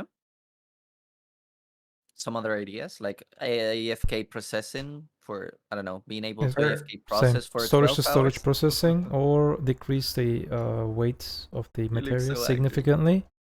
And yeah, because processing AFK option is not AFK because of the weight restrictions. So any solution would be okay for me. Or wait, I was Wait, gonna make another. I was gonna make another note. So the wagon treasure item, maybe that's what they could do with it, is make it to where it extends your or allows up to 8 horses if you get that wagon rare item. Ooh, that would be cool. Yeah. Yeah. Like, yeah, they could definitely make the way of making it better locked behind the lamp. So it gives some, because right now the lamp is pretty low effect value. Might be a little Interesting. bit of a segue into the next topic, but I do think tanning, like tanning knife and getting hides off of animals is like so dead. Oh yeah. Uh, Hunting I, kills so much. between the 6 tools you have for gathering, like butcher knife, hoe, and flute collector, all are like very useful. Lumbering axe, pickaxe are like borderline unusable, and a tanning knife outside of going for the mana potion is like F tier, totally unusable garbage. Yeah. Oh, pickaxe is used quite a lot. Pickaxe and lumber-axe have some uses. It's like kind of Some. niche and not. Yeah. But they do have some. But yeah, the tanning thing is like actually not at all, because pretty much the way hide works is like the groups of hides that you could ever need also exist from hunting, and hunting is like gathering all the types at once. So Yeah. Okay. Yeah, I was thinking what they could do is maybe do some sort of like enchanting life skill, like a brand new life skill called enchanting, where it uses hides, and you could they're basically just buffs you put on your gear. Or But if hide had the other uses like there are some crates. good spots for tanning, but I'm not gonna go into detail because my money. Yeah, there's like lizard hides or whatever, and you can get, and they're fine, but like there's no real practical use in the throughput Yeah. of it, right? But if you Yeah. added like if you increase the amount of hides you get per hour, and higher rates, technically you can get like higher grades of it, like if lizard hide goes into hard hide, I forget which one it goes into, but you can also get hard hide as like a raw drop. Just increase the rates of all the hides, maybe other stuff too within it, and then have some use for them that's more than just what currently exists. because Yeah, but that's the same demand what I for said. hides is very low as well, right? That's the thing I said last week. It's like for mining and for lumbering, it's not the rough stone or logs you want more of that they need to increase. They need to increase the amount of other stuff like iron ore, like maple timber, like pine timbers. That's the stuff you want 10 times more of. And they need to lower the base weight so you can actually carry it and do it for an hour. I would agree with And lumbering. I would disagree in the mining. That I want the rough stone. yes, it's just the Yeah, base you kind of mats, need the more iron both, ore but and the copper ore and all the stuff that I want that in bulk. I can't get it from the market in bulk. I want stuff like that in bulk so I can mine and lumber my own crates. That's the thing I want. I just want my mat, so I have yeah, because something right to now the only gather. feasible way is to buy from people's nodes, because nodes are Yeah. a massive deal, and gathering yourself is not. And that's like a general issue in the game, where like gathering materials for yourself should be way better than nodes Yes. in any type of way. and it's not really like that. I mean, for SAPs it is, because like the SAP part of the nodes are really weak, but like the timber and raw ores, that's like a big deal from the nodes, but not so big when you're gathering. No, but it's still nothing compared to what you use as a life skiller. Yeah, exactly. As SAPs, we just compared to get any way too other. many. Like the game has not caught up. We've gotten so much extra crafting speed everywhere, but the rest of the game is unchanged, so it's really mismatched right now. Well, so they did increase SAPs like a year ago, 1.5 years ago, and you could actually get a good amount of SAPs now per hour. It's really I think good. SAPs Even are without okay. Agris, you can get easily 30k plus. They added the Afaru that, in my opinion, can spawn a little bit more consistent, because sometimes you get 0 per hour, sometimes you get 6 per hour. But it's like the amount of SAPs it's still, if you are at a decent amount of mastery, you can get at a decent spot, not even the best spot, 30k SAPs per hour if you're just consistent. Yeah. So Okay. Since we're talking about gathering, let me guys do a quick introduction to the life skill. I want to say, maybe you guys share this opinion. For me, gathering as a player was with hunting, probably like this sort of innate nature that life skill was. You go into the map to investigate, to explore, to obtain a material, and then do what you wanted to obtain something new, right? You had to process. But the fact of going out there into the outer world and obtain something was what for most of the players, the most attractive side of things on gathering, right? Do you guys think that gathering still has this nature? How has the evolution of gathering been throughout the years? So the one thing I hate about gathering, which is getting worse and not better, is the amount of fake stuff. Not every tree is gatherable. Not every rock is gatherable. You can interact with them, but they're not coming off cooldown. So they are active, but not active. And I don't know what it is, but it's in the game since launch. It's activate everything. Give me the option to grind up to gather everywhere I want, because I can't. If I go to a spot where nobody else comes, which should be on paper a very good gather spot, I can't, because 90% of all the trees are fake. Which on paper, if I look at any active map, they're not fake, but they're just not activated somehow. And I'm like, come on, you have this big game. I want to gather everywhere I can. I can't. I am still confined to the few spots that's best, because that's where all the trees are activated, or all the rocks, or all the stuff. And that's what I think is like, oh, come on. I think we talked about this last podcast, and what I really think on this is that the models that they used didn't have that information loaded up. So it might be a little bit of a rough time for them to actually go tree by tree that they implemented on this map to actually activate it, but at least make them conscious that for the newer spots or regions that they put in, make sure that all the information is put so that whenever you're copy pasting your trees or your rocks or whatever, they have that information that you can go there and gather it. But yeah, I can see that being a big thing for you guys. What do you think, Willow? So I think you're kind of talking about like kind of the whimsy of exploring and looking for the items to gather while you're doing it. And the biggest turnoff for me at this point when it comes to doing anything in that vein is the fact that I don't have my accessories on my character at the same time I have my combat accessories on. So I normally grind on my wizard. I'd never life skill on my wizard. But like there's times that I was doing a Dekia Ash and I was gathering a tree because I was waiting for the mobs to spawn. And I was like, I should have felt really like, oh, this is great. I'm gathering and like I'm beating the spawns, I'm doing a bonus thing. But I was the entire time I was thinking like, I don't have the mastery on. Yeah, so you get Not like as good as it could of be. the materials because you don't have shit on it. Yeah, so I'm getting less, even though I'm like kind of min-maxing a spot, trying to like go beyond the limit because decade spots are capped in spawns, but I can't do it. And then if I'm walking around with just a random guy, we now have the tools on, so I think PA kind of You just recognizes add that all the we life want to gear have to that it. thing.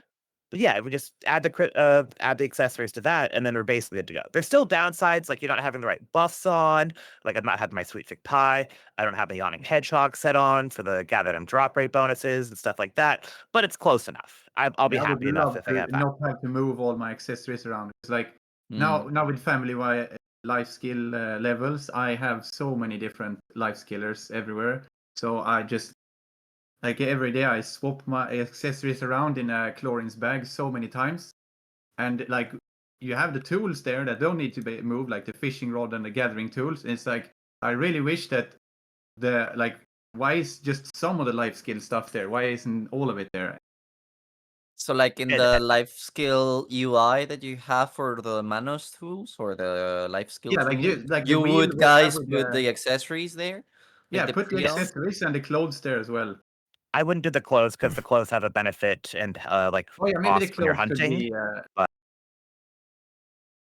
Yeah, maybe the clothes need to be different, but at least the accessories could be added there easily, and all the other tools that are not gathering.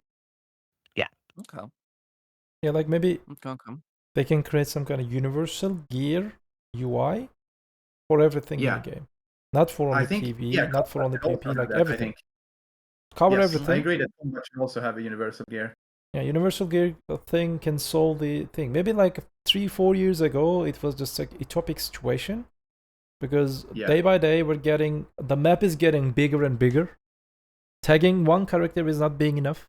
Not gonna lie. Yeah, and it's also so cheap to like try out new classes with tag. Yeah. It's like it's no point of like they maybe had some point of like deflation before, but now it's just an annoyance for no real gain. Like just let us have like a sovereign weapon that merges itself to whatever it's equipped on, or like just have it be equipped and you can use it on everyone. Yeah, Because maybe. I also think it's not even bad for them in terms of like monetization, because the easier it is to try out new classes, the more people are gonna want to buy some like outfits or whatever for them. True. I think I always agree the situation. Universal gear will allow people to buy more pearl items. It's because it's a basic psychology thing. If you force people to play something, if you do not let them choose it, they feel unsafe. It's basic psychology. But if you let them to choose what they want, they will feel more safe. And if anyone feels safer, he will buy more things. He will just spend money on it, because he will feel like, I choose it, I like it, so I can spend money on it. It's simple. They can make more money. How $1 billion of company cannot think that thing? It's just like psychology 101. No. When you just go to university, they will teach this thing to you. Perlabis is a different company, I know that, but the universal gear thing is some kind of turning into mandatory thing that they need to implement in the game for everything, not for life skill. They tried that into life skill for the weapons. I mean the tools, sorry, not weapons, but armors. At least let us just put them into there, and let us just click it or choose which one we will use it. Then we will use it. Then according to the weapons. According to their words, they were starting to think about these gear setups. I don't know if it was from one ball ago or whatever. They mentioned that they were looking to talk about, setups for specific pops that your fairy wanted to do, specific gears, specific everything. But it would take quite a while to develop because of, the programming issues and yeah, because of spaghetti code thing in Black Desert Online. Yeah. Lots of codes go into each other or stack into each other, it's making mess. And they're being, precautious to just not create a giga mess in the game. And I understand that, but while they're doing that, by the way, what you're talking about is just like all-in-one preset thing. Like, yeah, the only one. You just click one thing. For example, you're grinding at Arsha with PV setup, but you just press one thing, bam, in 5 seconds, And for you stop example, the PvP. for PvP setup. But everything will change. Your add-ons, your lightstones, your gear setup, your Exactly. crystals. Yeah, it could be But like the crystal preset thing. You can like hotbar that, and you channel a bar, and then you swap. Like just add the rest of it to that, and it would be nice. Exactly. yeah. So not only this one, this is some kind of small portion. Like we're getting lots of classes. Map is getting bigger and bigger and bigger. Not only for PV, not only for PP, also for Lifeskill. Like there will be maybe more places that you can do Lifeskill in the new territories in the north part of the Valencia. Maybe the map will just getting bigger. Maybe they will just create with this Crimson Desert the parallel universe thing. One of the your family member will be in the normal universe of the Black Desert, and the other one will be in the other universe of the Black Desert. What you gonna do? How you can just bring your items back from the other universe or something. So universal gear thing, I believe, will solve many big issue in the game for Lifeskill, PV, and PvP. I think it also would bring another view on the game. So, for example, how cool would it be if you could go to how is it called? Jade Forest, and you would be grinding there, and then at the same time you gather the saps. So you kill a pack, you gather that tree. You go to another pack, you gather those trees. And then you keep going, and maybe it turns into crazy 4 billion an hour. I don't know. It's True. just you get something different. If you a have different point of view for the game. 3k mastery, and at the same time, if you have, for example, enough gear to grind at that spot, why I'm not able to, gather that rare shit in this spot, and also not able to grind in there. So cool. If I have That enough you gear, grind the of course. mobs and the resources at the same time. It would be a whole new concept that I think it's missed over there. I don't know if you guys agree. Yeah, Yeah. that's kind of what I'm talking about. Also, I mean, if you played other games like Elden Ring or whatever, it just seems to go between like combat, pick a flower, combat, do another thing or whatever. Like you don't have to. It's so much more fluid. The gameplay is just so much more. And it's it's jarring having to change the way we do. Pretty much every And it's game more that has some, immersive like, too. It's more crafting immersive to it. into the It's world. not hard to like swap to your crafting setup. Like you have Final Fantasy, for example, where you like have everything on one. You can have everything on one character, and you go somewhere. You see like a rock, you wanna mine it, then you just press your hotbar for the mining gear swap, and you just click it, and then you mine it. No. I don't know. For me, it's just missed opportunities from them. But I'm gonna do. Sorry, were you gonna say something, Jordan? Oh yeah. So I was gonna go say, on, go like, on. I feel like with gathering, it was way more popular like years ago, like when Imperials first got changed, and all meat was bottlenecked, and then they basically buffed hunting, which kind of killed gathering for meat, except for like all the rare meat stuff. And then I feel like with the alchemy side, they've actually buffed so much sap that there is so much sap in the economy where you essentially can just put up pre-orders and you'll just get them from the pre-orders. It's There's not too much like stuff from not gathering, like some So- other. yeah, like the thing- they basically devalued gathering, in my opinion. But that's Yes, the it is. approach of PA to everything. The moment something is bottlenecked, they need to fix it. I don't know No, why, but it's like, yeah. oh, we don't have enough meat. This meat is 1 million pre-orders. Oh, people don't go out and gather meat. We have to buff it. No. They really don't understand the No. concept that Keep it- having keep it bottlenecks niche. is completely fine, and I Yeah. think it's even good as long as it's something you can fix yourself. So like Yes. when Here. meat and sap is a bottleneck, that's fine because you can go out and gather that and get good amount of it for your time. But when the bottleneck is like trace, like some weird Monk's byproduct branch. like old tree bark, monk branch, or something like that, or when it's like nutmeg, for example, it's like a node map that's not really any good place to gather. When that is a bottleneck, you cannot fix it at all, and that needs fixing. But you do not Right. need to fix meats being sold out. So like with the gathering, so I'd like to see is them nerf saps from nodes and buff traces and buff like maybe Monk's Branch and stuff like that.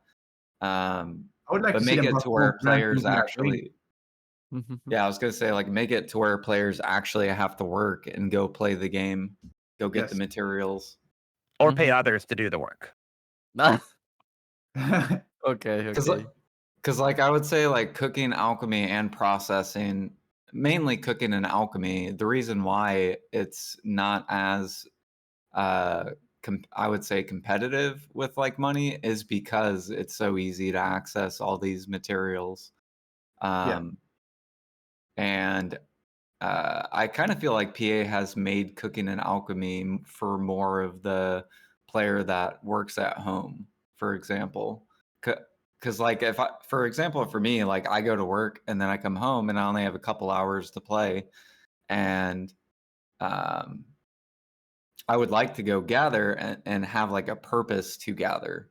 But I feel like there's only little niche stuff that is worth gathering, and I would like there to be like way more stuff worth I mean, there used gathering. to be a time where both existed at the same time, and it worked really well because there was also like a big cliff of how much mastery mattered in cooking. For example, like the times before Serendia Elvia came out, you could like when you had enough gear, you could just like sit and cook all day from market to market, but you could also get a lot of good value from gathering.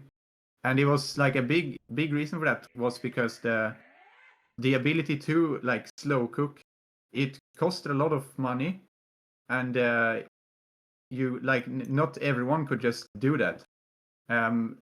Now the difference between like 2K and 3K is like less than like a couple of brackets in the old times of cooking, because it's just, it doesn't matter anymore. Like as soon as you have your 2K, the difference afterwards is like such a meme. So there's no real gate in that regard. And then it's also like, because you can buy the meat now, it's like everyone can do all the crafts. But before it would be like, let's say you're someone who has Penmanos clothes and you're like 1,900 mastery, when everyone else is like 1,480 with the SE clothes. Then you can buy what they cooked and make some extra profit from that. So they like might need to gather to make some good profit, but because you invested heavily, you now have the option to like actually just sit at the utensil and still do fine stuff. And that's because there's a big difference in your proc rates. And now they don't have that anymore. It's like it's like they're kind of trying to equalize it to the time where we didn't have master for some reason. And I don't really see the point then, because like they add new gear, but they make it so much weaker that it matters less to have it now. Yeah. I'm gonna use what you just said, Flevy, to connect with my next question, which is, I do have this feeling, I don't know if it's in most of the life skills, but I think on gathering, correct me if I'm wrong, there's no difference from being 2K to 3K. Am I correct? There's what? 17%. Yeah, it's It's 70%. it's not like, okay, if I'm full deck Karasad and I'm pen Karasad, I can see the difference on my results on PV. Oh yeah. Right? Why don't they do that sort of balance regarding mastery in life skills? It should be more rewarding for the people that actually achieved the deck, right? Yes. Scale a little bit better than mastery. Maybe on gathering, especially if you guys have that much mastery, it should be more rewarding. You would get more resources. You Yeah, the should feel soft cap being a rewarded for that. 2K doesn't make sense because it's so easy to reach 2K now when every life skill has a tool, and you also have like the crystals to help you on the way. Like getting 2K is so easy for every life skill, and that is like the big soft cap where everything falls off really hard afterwards. So they could even keep the same proc rates at 3K. They would just need to like rebalance all the steps towards it, because right now it doesn't make sense at all. They could either make it stronger in the later ones or just make it weaker earlier on. I don't really know which way is best, or don't really care. I just want it to be better.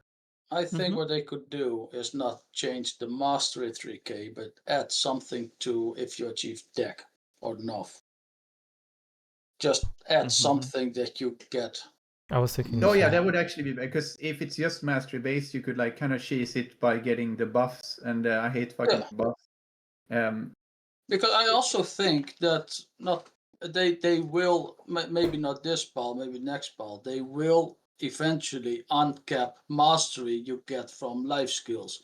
Because now mastery you get from life skills is capped at G50 still. You can go over G50, but it's capped. Yeah. So soon, I'm pretty sure they will do it. The moment you go over G50, you will just get 5 mastery per level over it. So if you're suddenly G70, you'll have 100 extra mastery already. That's the next step they will do. And then they will go to 4K mastery. It's like it's just bandaging on bandaging, and it's like just fix it normally. Add something good.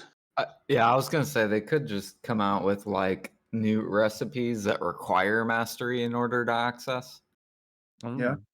Yeah, or like new Like in- gather spots that require Yeah, 'cause that's mastery. the thing. Like Yeah, that would be when it comes cool. to PvE gear, like if you have too little like DP or AP, you're gonna being there is gonna suck. So you're not gonna want to be there. But in life skilling, it's not like you can't like, oh, I have too low mastery, so I can't even shoot these lions fast enough or something. Like they could do so.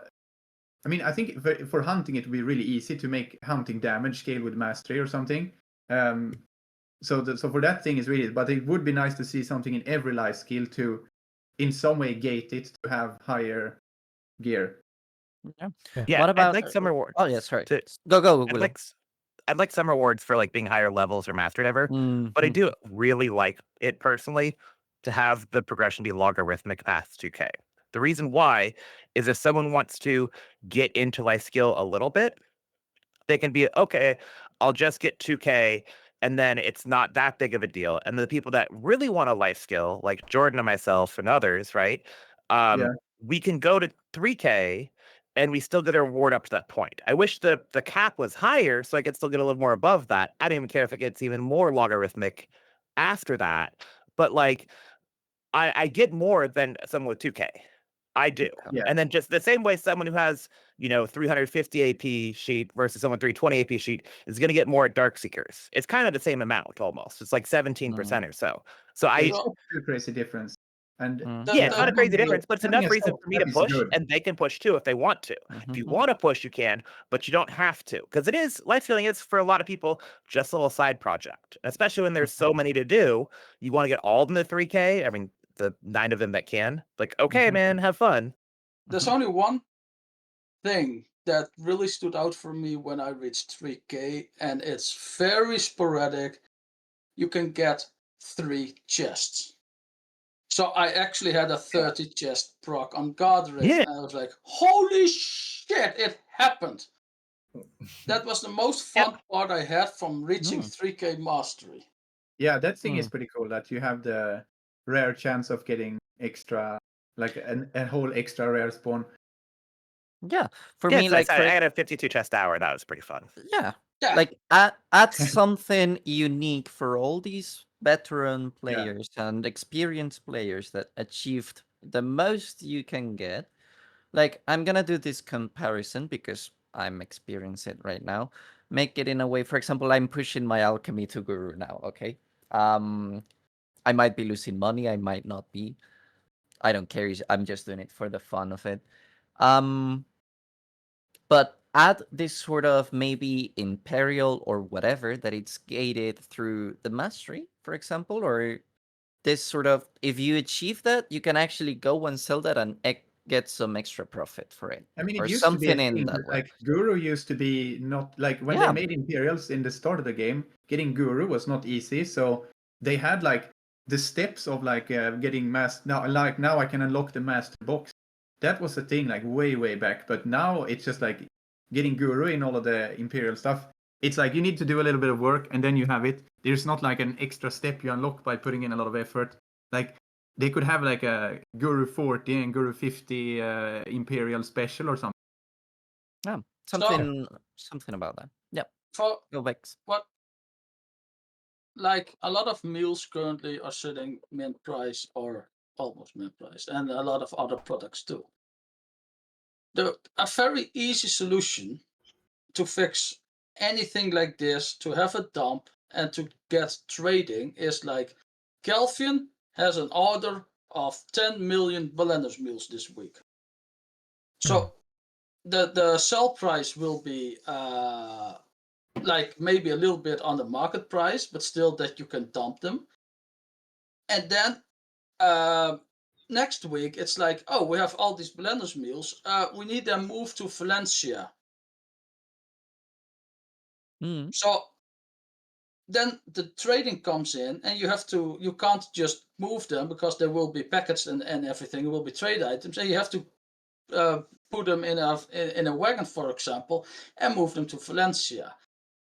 You grab so many birds with one stone if you just add dumping for items that are not used They could anymore, also that are at do. mint price, Mm-hmm. and I then think just interact it with trading, make a whole trading system around it. It's not that hard.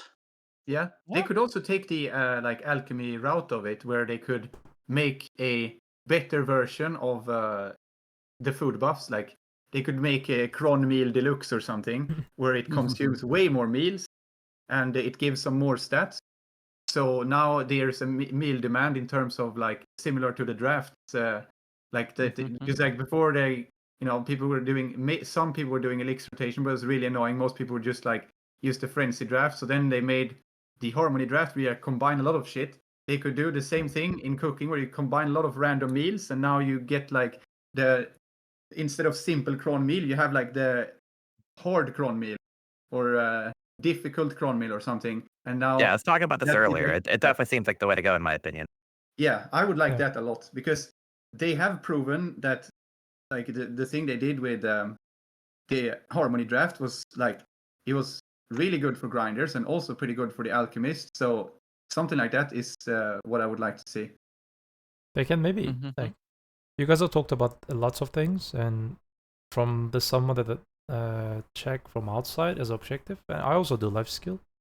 For example, it's approximately from 2K to 3K. In average, you have 17 to 20% difference in between, but you're spending giga money on it.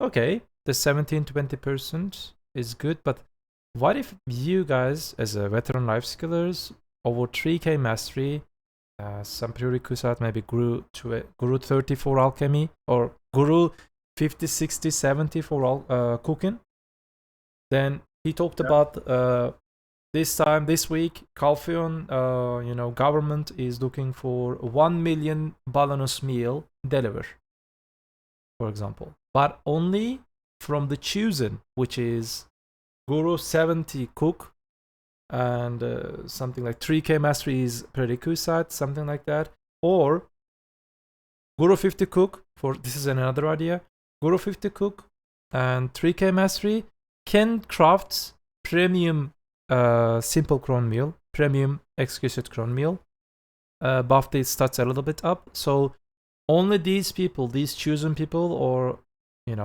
the real life skillers, because reaching 2K is so easy. I can craft my own simple cron meal very easy. I don't need to just buy them on the marketplace. Just simple things are enough, but there should be something different in between you and me. There is no. There is. If you ask me, you and me, we have no difference. Almost. There should be difference. There's one problem with that. There's one huge problem with that. People will complain and PA will listen.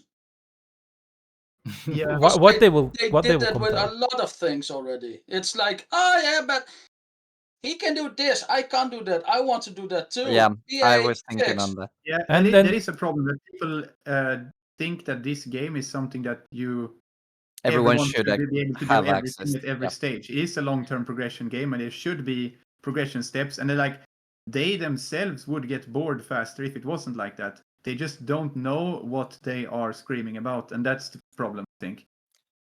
One thing that we could approach this in this way, rather than capping it on mastery. Let's say, for example, I don't know what the numbers would be, okay, but let's put a weekly mission that a city, Calfia, Valencia, whatever, is requesting a specific product that you can obtain. And every player on the server, EUNA, separate, of course, MENA, they can dump those materials. And depending on the contribution of that material, the person gets a certain reward. So I don't know, at the end of the week, whenever the mission has finished, according to the amount that each person has put in, gets a reward according to that. So in that case, the players that has higher mastery, of course, they're gonna be able to dump in more than the people that have less mastery. That way you make it that the players that have less still can participate but obtain way less than the people that have more mastery. Would that be a fix? I mean, it's hard to tell. Like, I think it could be, but it depends on how they implement it exactly. I think like the ideas of like the you had the Vex had and the also the like kind of harmony draft with food, like all of those things could work, but it's very dependent on like the fine tuning of how they get implemented. So, I mean, I don't know exactly how to tune them, but like they're all good ideas, and PA needs to do their job, right, and figure out what the proper balancing of it is. Okay. Yeah, I was gonna say for like cooking, like they could do that harmony thing or whatever, or they do that. They also could do like 1-1 Imperial, which a lot of people have already like talked about. However, that's gonna involve buffing farming and buffing processing, because you're gonna just have to get flour and dough and all that Yeah. stuff. Nodes farming and processing needs to be addressed as well when they add a new demand, because it's already an issue. Straks voor mij die aanhaakt. Yeah. Net ben ik loskennen maken. I have an idea. I was also going to say, they also could do maybe like a 3 times Imperial Silver buff for a specific meal each week, and they could just randomize the meal. And I think that would make cooking more fun, because right now it's just people just do Balanos and Valencia meal, but it would be cool if they picked like, say, chamomile for the week. And then all of a sudden all the buyers are going into chamomile, and then all the cooks are like, fuck, we need to go get rainbow button mushrooms. And you know, it would just make it way more then you would actually need to cook all the meals. I mean, the storage space is a big issue for that, but that's another thing. Like, if you but at least we have Magnus now, so you would need to have like 2 cooking storages, because you cannot, if you want to do like actually all the guru meals, you cannot fit all of that in 192 one slots. storage isn't enough. You can do like 4. Like I have, I mean, I do like Valencia, Balanos, Medalla, and Odolita meal, and that is already almost at the cap. So if I like add Calphion and Camasilvia, that won't fit, because too many of those things are completely new recipes.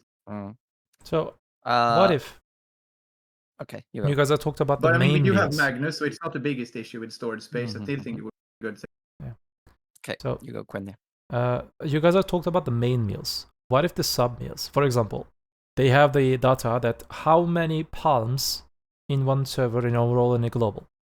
Even I have 10 million palms that I need to just, cook them or something. There we have lots of items like that, millions of them sitting on your storage, and they're doing nothing. Or not, maybe in Lifeskiller storage, they mean nothing. I mean, they don't have them because they're cooking them, but millions over millions of materials sitting in the casual players, their work is working them. Yeah. What if they, instead of main meal, randomly, or they will decide it every weeks or every 3 weeks, 2 weeks, I don't know, like palm oil or something like that. You will just craft it as a normal player, and you will just sell it. And in this case, like same thing, but they not only for main meal, also like the sub meal too. Yeah, the problem that can happen with that though is that all of those things are like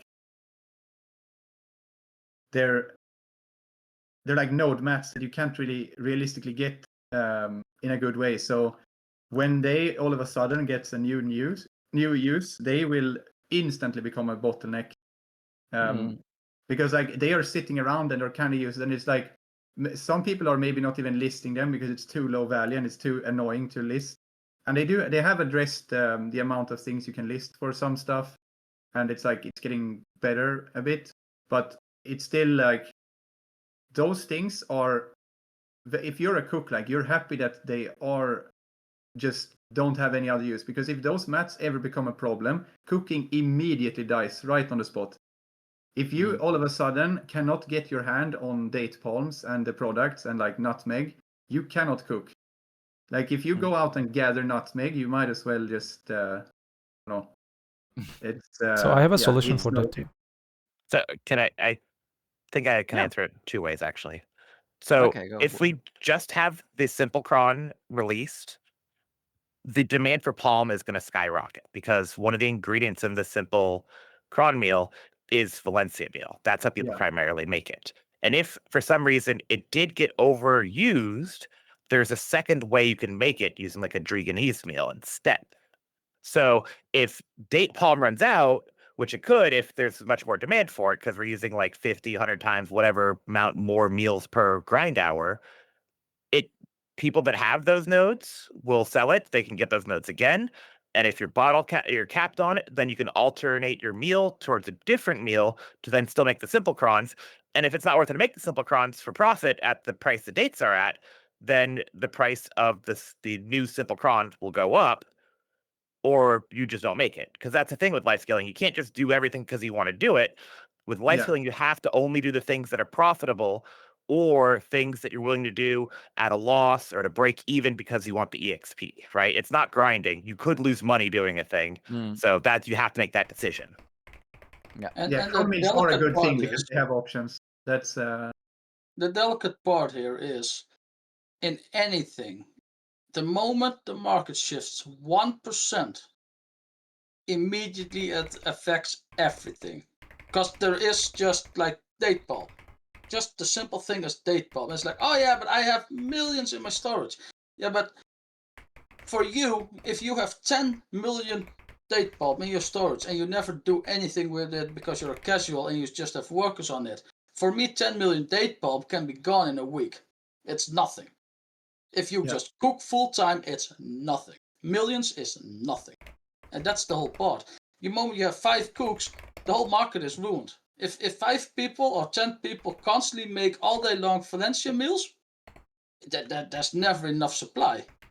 Yeah, we just craft way too fast now. Like they have the balance of like it needs to be a balance of everything. And right now it's been out of balance for a long time because we have gotten a lot of extra crafting speed and the like process, because like cooking is so much faster than everything else. Like the balance between cooking and processing, even though both have gotten faster, is like way more extreme now. And then the biggest problem is like the farming and node stuff that has not kept up at all. But the price of date palm is still so low. Like even though it hasn't kept up in the rate of usage, date palm has been decreasing in price, date not palm increasing in price. It's not a like that's not It's not because the it's not the bottleneck. main bottleneck right now. The problem is like farming mats at the moment and processed grain.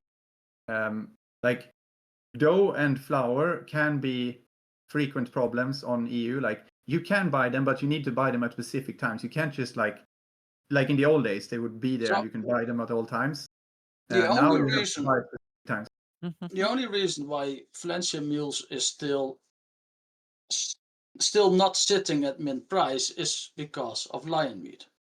People still have to go out and gather their own lion meat. Yeah, lion and scorpion. You need to still gather those.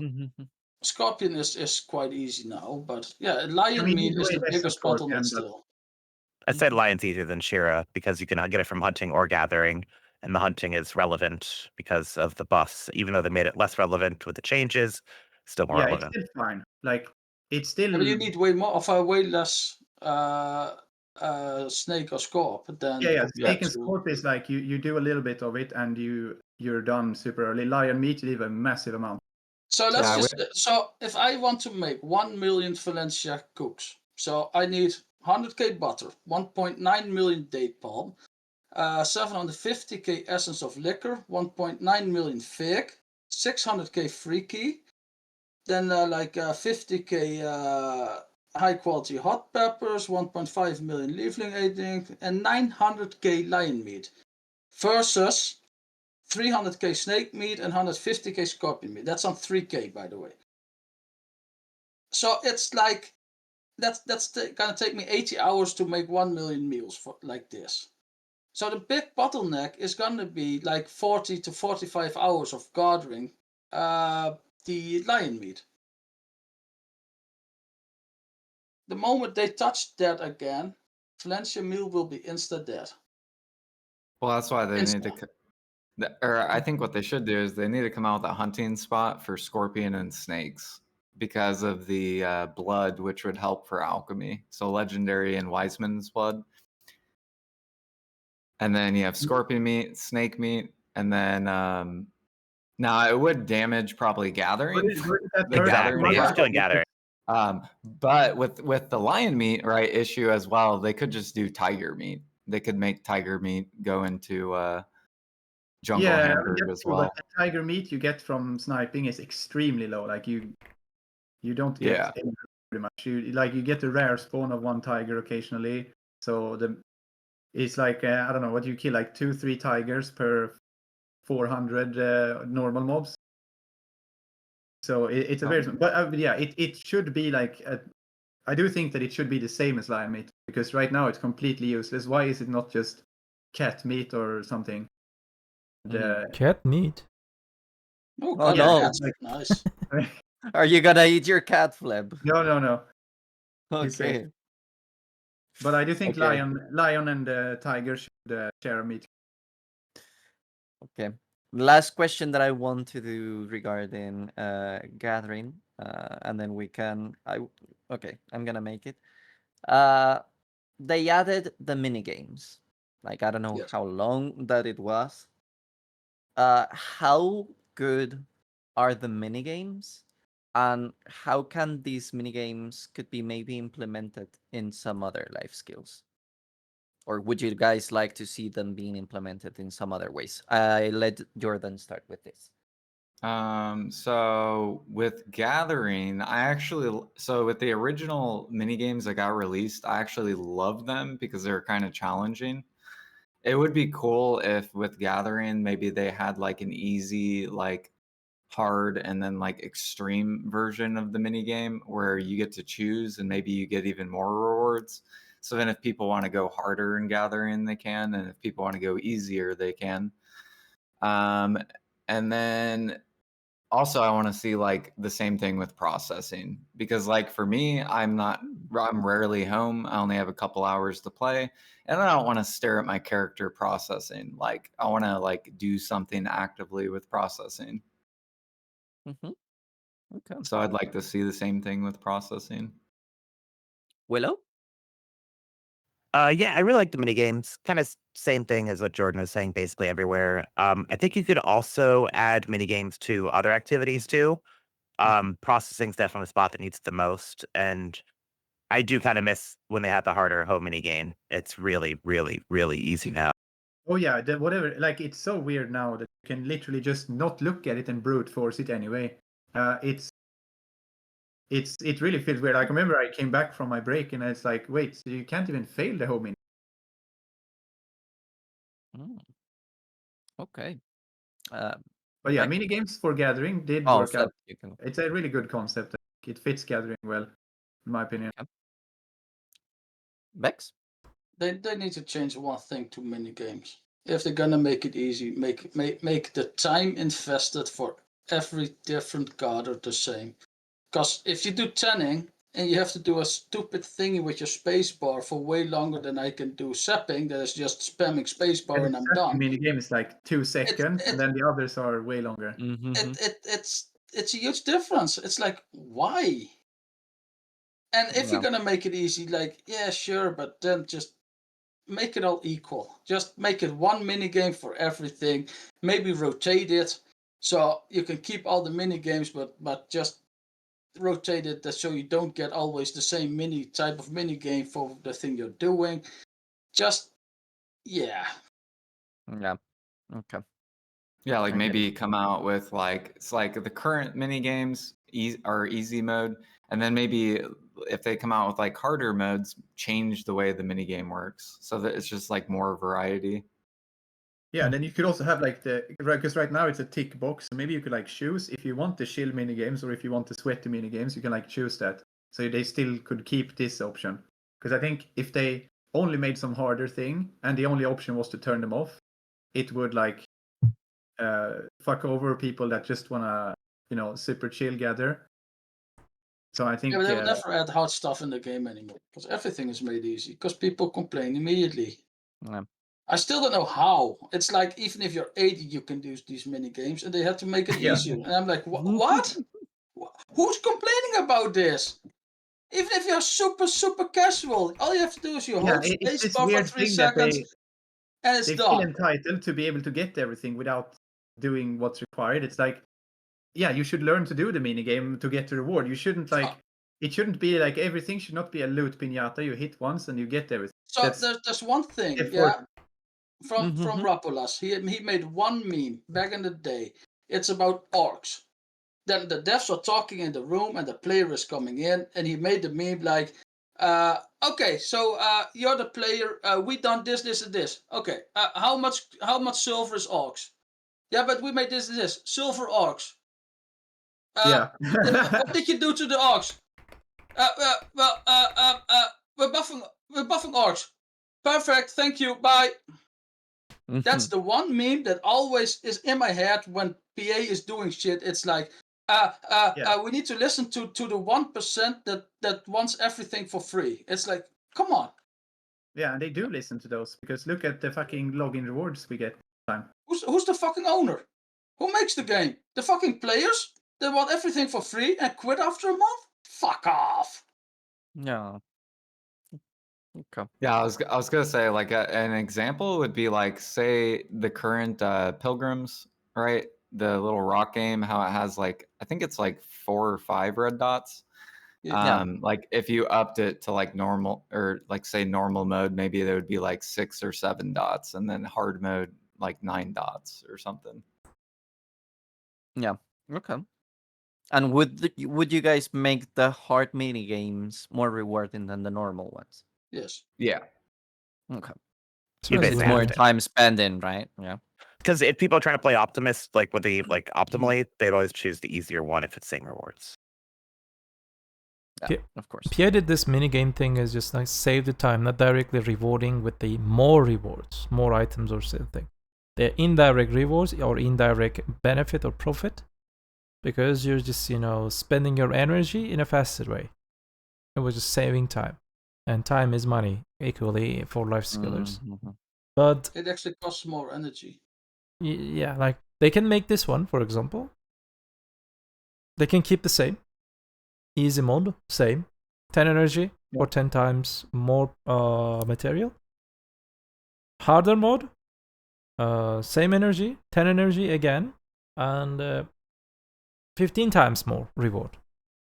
But it will be hard. It will just require some effort to get it. But you will be rewarded at all. Yeah. That would be nice. I mean, nice even idea. if it's 15, it's energy for 15 times the reward. It's still better because you get done quicker. Yeah. Yeah, I was gonna say they should make it cost more energy as well. And what if you can activate the hard mode if you have 3K mastery? Else you couldn't. Yeah, they could do that too. They could make it. I would And now really my like mind to just not be more boom. energy.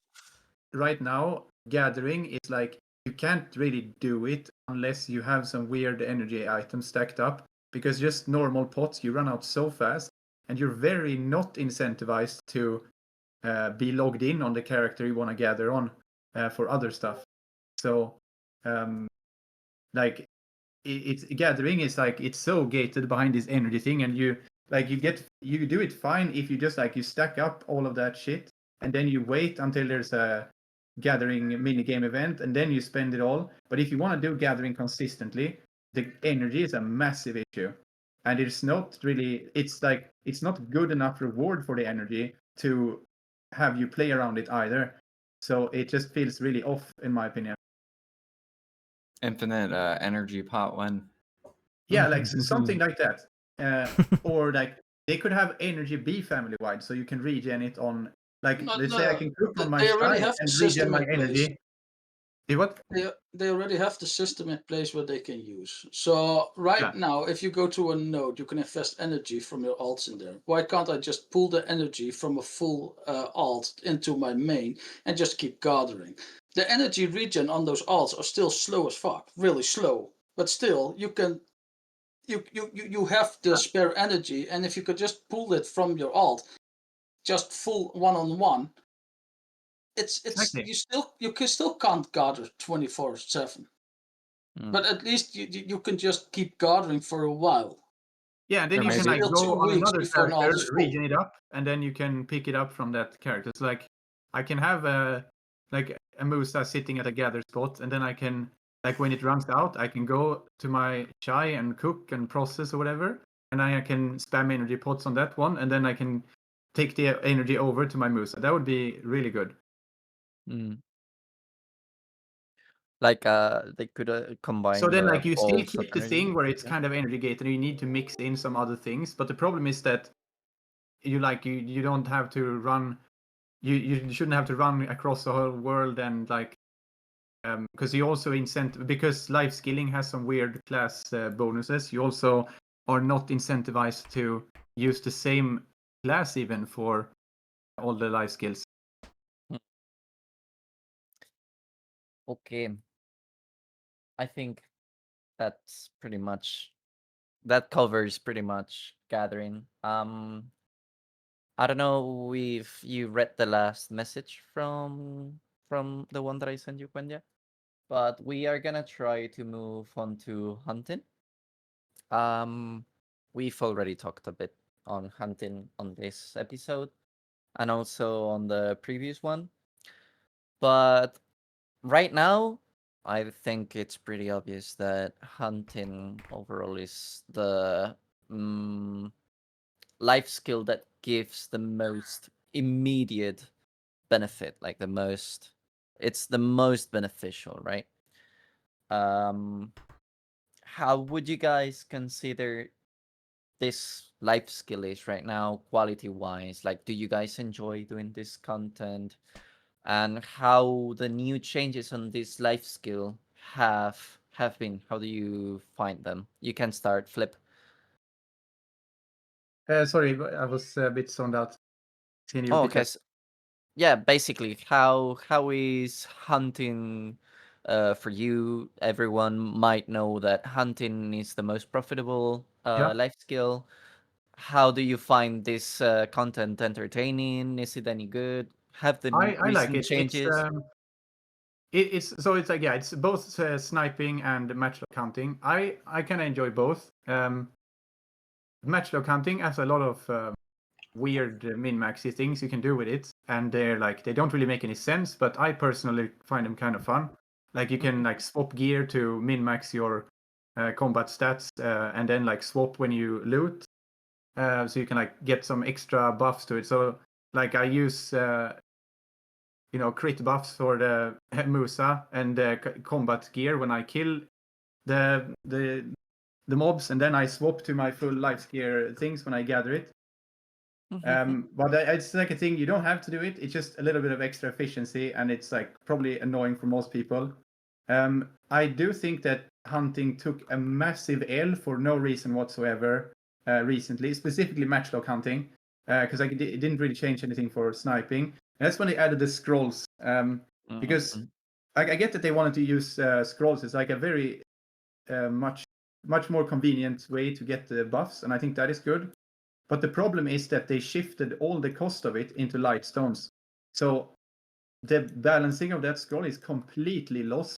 It's like so out of touch with life skilling. Because like you have a master special head, it's 30 hours buffs. You turn that into the dust and add some lightstone cost. The same head is now 150 hours. So of course the demand of hunting head is now cut by 80%, because even though the cost of the scroll, because of the lights don't cost so much that you pay more per hour, but the convenience of you not having to run and pop the buff, and also it being 1 hour so you don't waste time of it, that convenience is way worth the extra cost. So there's no reason to use the base hunting heads anymore. So like they just murdered the demand for no good reason at all, in my opinion. But it is like it has some like fun mini games to it with hunting. It's good, and it is high effort, so it can be good without it being bullshit. So overall, I like it. I just think the scroll change was way too much. Okay. Bex? Yes. Mm. So the thing with hunting is, it's like right now it's good until the concentrated market implodes again, and then it immediately loses all value to hunt. Maybe not sniping, but No, that's the thing. Sniping is what loses the value, because the matchlock is what already lost its value, because matchlock hunting's value is in heads, and sniping's value is in black gems. If rhinos is still 1.5 billion per hour, that's not. Yeah, but Okay. yes, It's that's good. what I mean. It's only that, because it used to be way better with matchlock hunting before this scroll Okay, change. okay. But the main thing, like Only that was only lions. sniping has not a way rhinos. bigger part of its value being in black gems than other hunting. Like, you make so much more black gem stuff from sniping that matchlock hunting. It's not even close. So that will hurt way more. But yeah, the moment that You keep implodes going, again, Bex. then hunting is back to Yeah, to I mean, crap. hunting got really good because of the fishing update. Because fishing It's not update just made it's people. not just fishing; it's also the I mean, pre-on. yeah, it's pre-on as well, but like both of that were a big deal. But the most of the demand of the pre-on is the fishers as well, right? So Yeah. it still comes from the fishing update. It's Okay. It's like pre-ons without the fishing update, they would not be as hyped. but eventually, guns will sit on market again. Yeah, I mean, and everything go is min like price eventually and gonna run out, and it needs Yeah. to be like filled out with more stuff. It's like the base of the game. if there Okay, was okay. no Imperial, then alchemy and cooking would Yeah. be completely dead. No, I mean, Alchemy's main demand is not Imperials. That's the draft for grinding. Well, Cooking, now, though, yeah, that is like almost only Imperials. So But Alchemy is like a little bit of Imperials, but the big thing is the draft. So like you- overall, yeah, sorry. I no, want to because I just want to fix the timings, because I talked with Gwenya when we should stop, because it's already been like 2 hours and a half, and we want to do it in like 20 minutes. So I'm gonna try to. Okay, you can sort of give your full opinion on hunting, and I want to move to the others, and then we can do yeah, I'm some pretty closing much done thoughts. now. Okay. You can, Okay. You go, Vexo. But hunting on itself is one of the most fun life skills there is, and the reward is it's decent right now, and it doesn't have to be 4 billion per hour. But yeah, I also think grinding shouldn't be 4 billion per hour. So Yeah. they should cut grinding at least by 50% on every spot. I mean, I think that it's kind of been like that ever since the hunting rework. That hunting and grinding has been close, and I think that's fair because they require similar amounts of effort. Okay. To hunt. So I have one person in the guild that optimized hunting so hard, and it's like, dude, how are you doing like 400 kills per hour? I can barely do 200. And he's just swapping gear in between mobs and just using his Musa to dash between and swapping Yeah, I do the quickly. same And thing. he's I think doing it's really fun. so much more Oh than my god. anyone else can do. And it's like, and for him, it's just normal. And I'm like, dude, you're doing what 150 more kills than me per hour, and I'm trying. I'm really I can't, but I can't be bothered to swap gear and everything. And it's like he's making so much more money than anyone else, and it's like, yeah, okay, it's the pinnacle of hunting. Okay. Okay, Willow, what do you think about hunting? I like hunting a lot. They did a couple changes recently with running while reloading, being able to stand up and sit, like get to the crouch position quicker, and then the last one was quicker reload after you did a roll. The last two, basically, there's no purpose in actually using those in any hunting circumstance. And the first one, I had down the way to already do that. and then the implementation of the way to do it the new way, I'd have to just relearn it because if I do it the way I'm used to doing it, it cancels my reload. So that was unfortunate.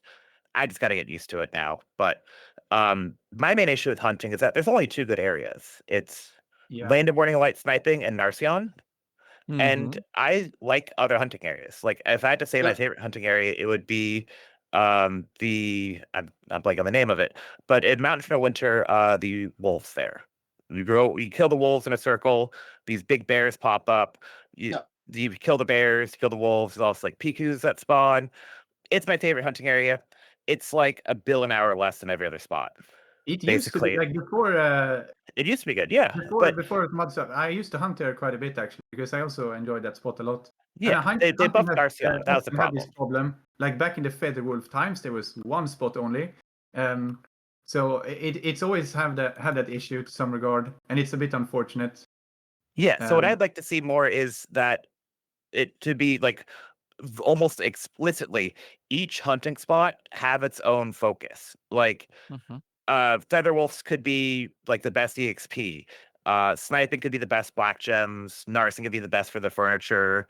Frostwolves could be the best Okay. T9 tapping materials. And then you could go like Dregan Yaks could be like the best Caphras. I mean, it doesn't have to be the best thing that's relevant for me or whatever, but something that in case the markets fluctuate one way or another, and you're like, oh, I'm hunting, and like, oh, Caphras are up, I can go to the Caphras spot. Oh, black gems are up, I can go to the black gem spot. But Okay. as it is right now, it just drops less than everything else. And then same with the You know Yak, that, same with every other spot, and there's just no reason to go to anything because you're just gonna get fewer kills per hour, get less EXP, get less money. What's the point? but there's one Mhm. problem with that because everybody would do that. Oh, Capras is up. Everybody would hunt Capras, and And then Capras will Caphras be goes down down. again. That's fine. Yeah, there's no problem with that. That's how's that a problem? But it's like there are some huntable lions in Valencia area, but there's so Yeah. few that it's not even worthwhile to go there. It's Well, such a if there's a shit reason to spot. go there, then it would be a reason to Exactly. go there. That's what I'm asking for. Yes.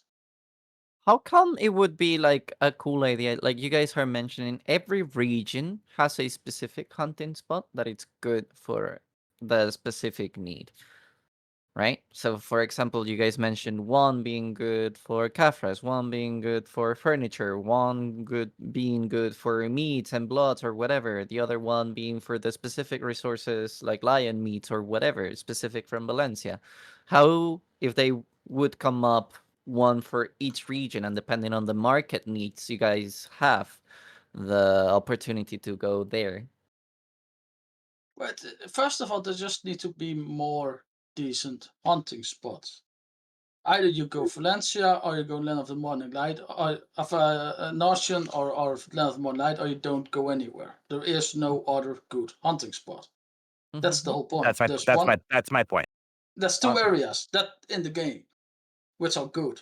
If you don't go there, you're just cutting yourself. Yeah, It's that's my point. I want the other yeah, spots to have other reasons to go there, and you can just yes. Okay. buff them if you make it. If you make whatever spot better than what Narcion does, now all of a sudden there's 2 spots again. You have the Yeah. sniping for black gems, and then you have the other spot that replaced Narcion, and no one goes Narcion anymore. And if you make a different spot better than that, all of a sudden you're back to 2 spots. And if you buff another spot even Yeah. too much, we're back to 1 spot. So there has to be a reason to go to one specifically because that spot offers a unique thing. And then if the Yeah. markets move around it, then we as the players can go and fill those demands by going to the new one. That's the point I'm trying to get to. Yeah. I just Makes make it the a valid point. same. It doesn't have to be better It's all or the, different. Just make it I the don't think same. No, it's it's not. never going to be the same. It's never No, gonna be the same. that's the problem. Yeah. So like, yeah, in theory maybe that would be good, but like in practice, it's a pointless thing to like try for because you can never make it. Okay. They could Jordan, you also go. maybe Yep. the only thing I would maybe change with hunting is make mastery required hunting spots. So like I wish like sniper hunting was instead like maybe like a 2 since 2K is easy to achieve, maybe like a 2.5K spot in order to access. So then you're gonna have like the people that push their gear be able to access the better money, but then it'll like even out the money sort of. like make it to where the newer players will still make really good money, but they'll be trying to push their gear up, and give more value to gear. Yeah, Come. yeah, maybe that could be a thing. I mean, I would think that would be cool personally, but I also know that PA would get so much screaming mongrels at them that it might not happen. You kind of have the same for grinding spots, right? You need 1100 AP for this spot, Yeah, 1300 for it's the this spot. same. Yeah, I It's think it is exactly the fair, same. because, like, I think, but the thing is, like, people really don't want that for life skills. I mean, I think it is fine for life skills, but I don't think it could ever happen, because that's not what they want life skilling to be. Like, PA looks at life skilling way different than we do, and that's like, But I mean, I would say it's a problem, but I don't know. in some sort of way, it actually adds not only the competition but the thrill to make that content, to push you push yourself, right, to get the better gear, the better result, the better.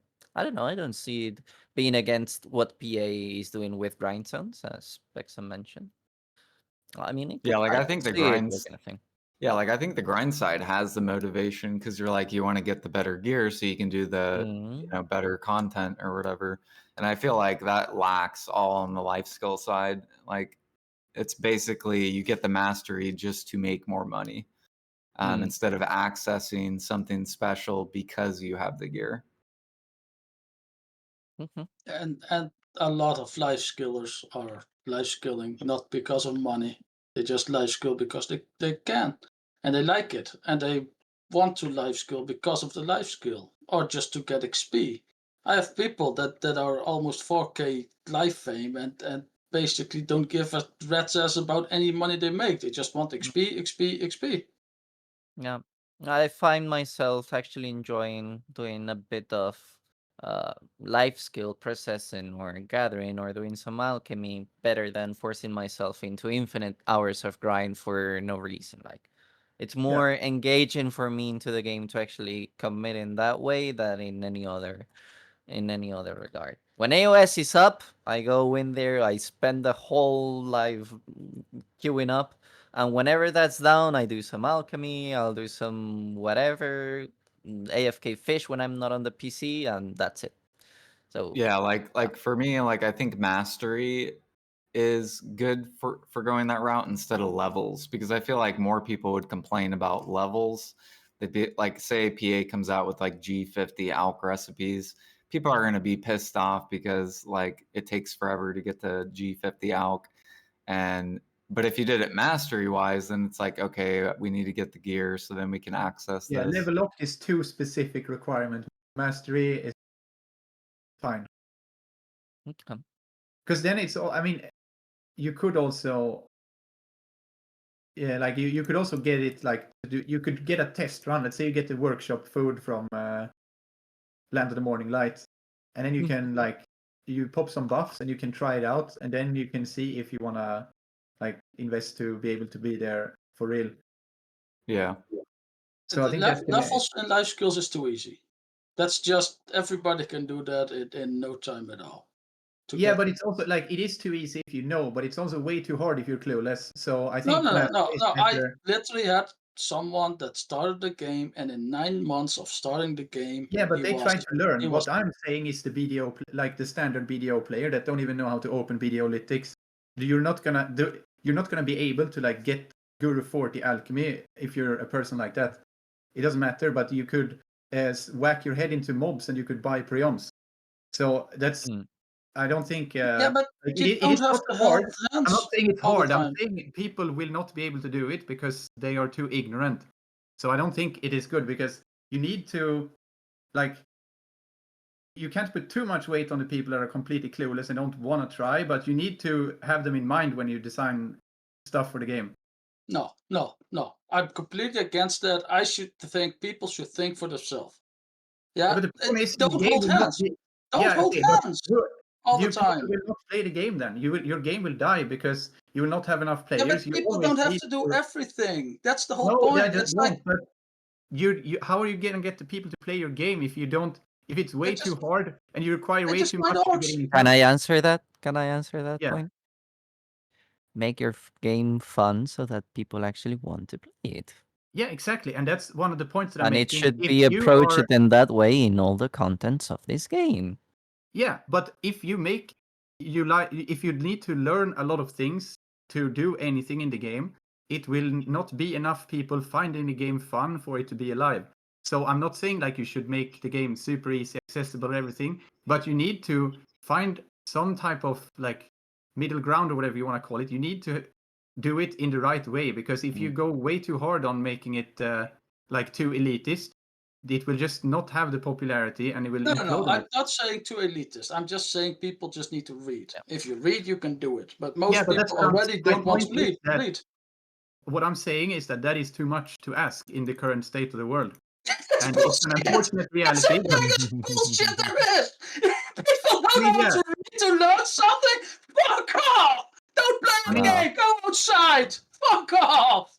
There has to be a middle term. I think we approached these But the thing is, like on the asking some past people to podcast. read up on stuff, it is a lot to ask in the current day. Like I know it's in weird, this but in this sort of situations, we have to reach an equilibrium point in which we find something fun. Fun is a subjective term, so whatever you flip are gonna find that something is fun. Vex might not find it fun in that regard, so there has to be a middle term where everyone can agree that it is a good content, that it's worth investing your time, right? Whether if it's a complex term that you have to actually study or investigate to be fun, and actually being that approachable for everyone to get into it and actually have the motivation to learn it, right? It has to be something in the middle ground, and that's the job of a game developer, right? That's the beauty of it. But in the first, it has to be actually fun to get to it, and that's what I think it's the mission of the people that are leading the game and the company and all that.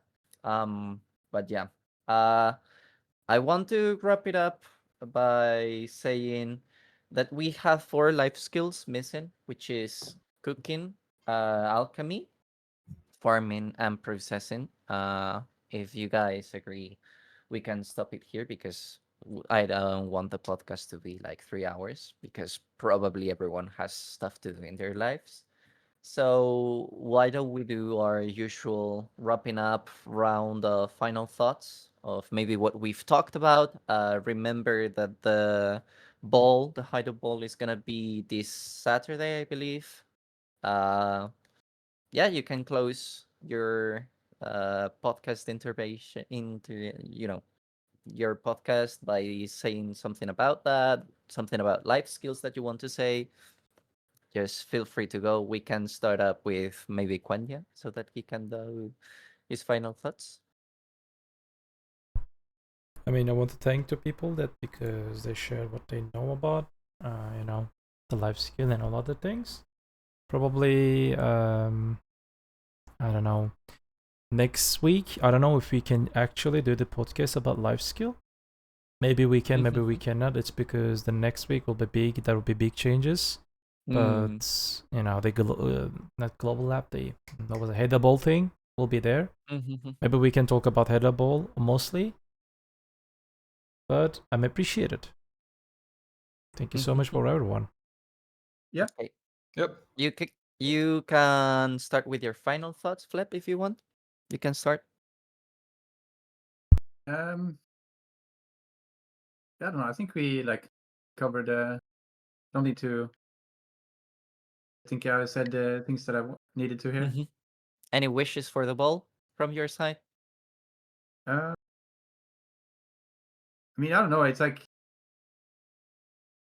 I would see. I would like to see more importance of gear in general. That's like big thing that is not too unrealistic to hope for. I think because I get a lot of things when it comes to being hyped for the ball. It's like I know they will try to say a lot of cool stuff that will never happen. So I don't really want to hope too much. I just want to see what they do. But I do hope that they did good stuff with making like gear progression longer and compared to what it was a couple of years ago. But I would like to see the gear have a bit more impact. Okay. It's like the biggest thing I have. If you had to ask for a wish for the genie Vexo, what would be for this wall?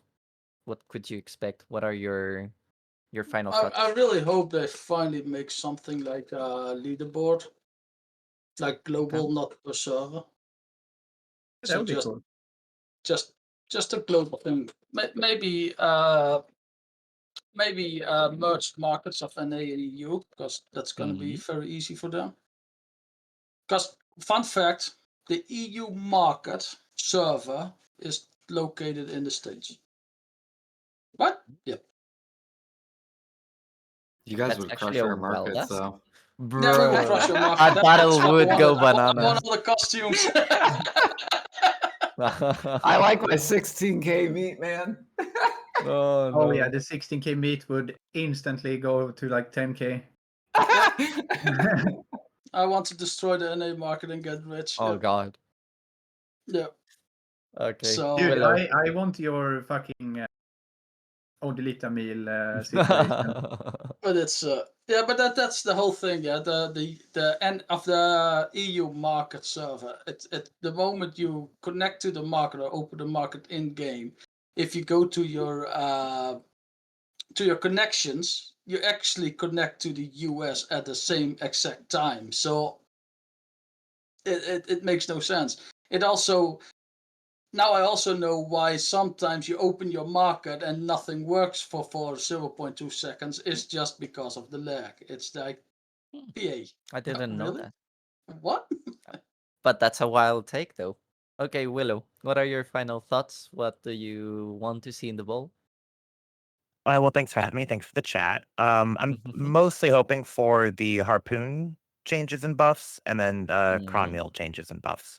I think that's going to be a good way to kind of it. The harpooning could bridge people back from more AFK fishing into like, oh, I'm now doing this fishing to buff it, and then more active play. And oh, I can do the other active play, and then the cron meal changes. It's going to help cooking. It's going to help farming. It's going to help gathering. It's going to help hunting. It's going to help all those things, because just having a higher throughput of guru meals is the thing that funnels all of those things. So I don't like it when they do it in forced methods by like buffing Imperial or increasing the Imperial throughput, because that's just vendoring items basically. And I'd rather life skills be more market based, because that distinguishes it from what grinding is. But yeah, that's all I got. Okay. Let's finish with you around the final thoughts, Jordan. Thank you guys for having me. And so my hopes for the ball, just more content. I hope gear gains more value, has more uses. I'm a super huge fan of bottleneck stuff, so I hope that and gate kept content to motivate the player to so that's basically what I hope for. Okay. From me, thank you guys. As every week I say it, but really appreciate it for all the people that are coming today. We had 2 NA representatives. For one of them, it's like 5 a.m. or even past that. I don't know what time is it. 7.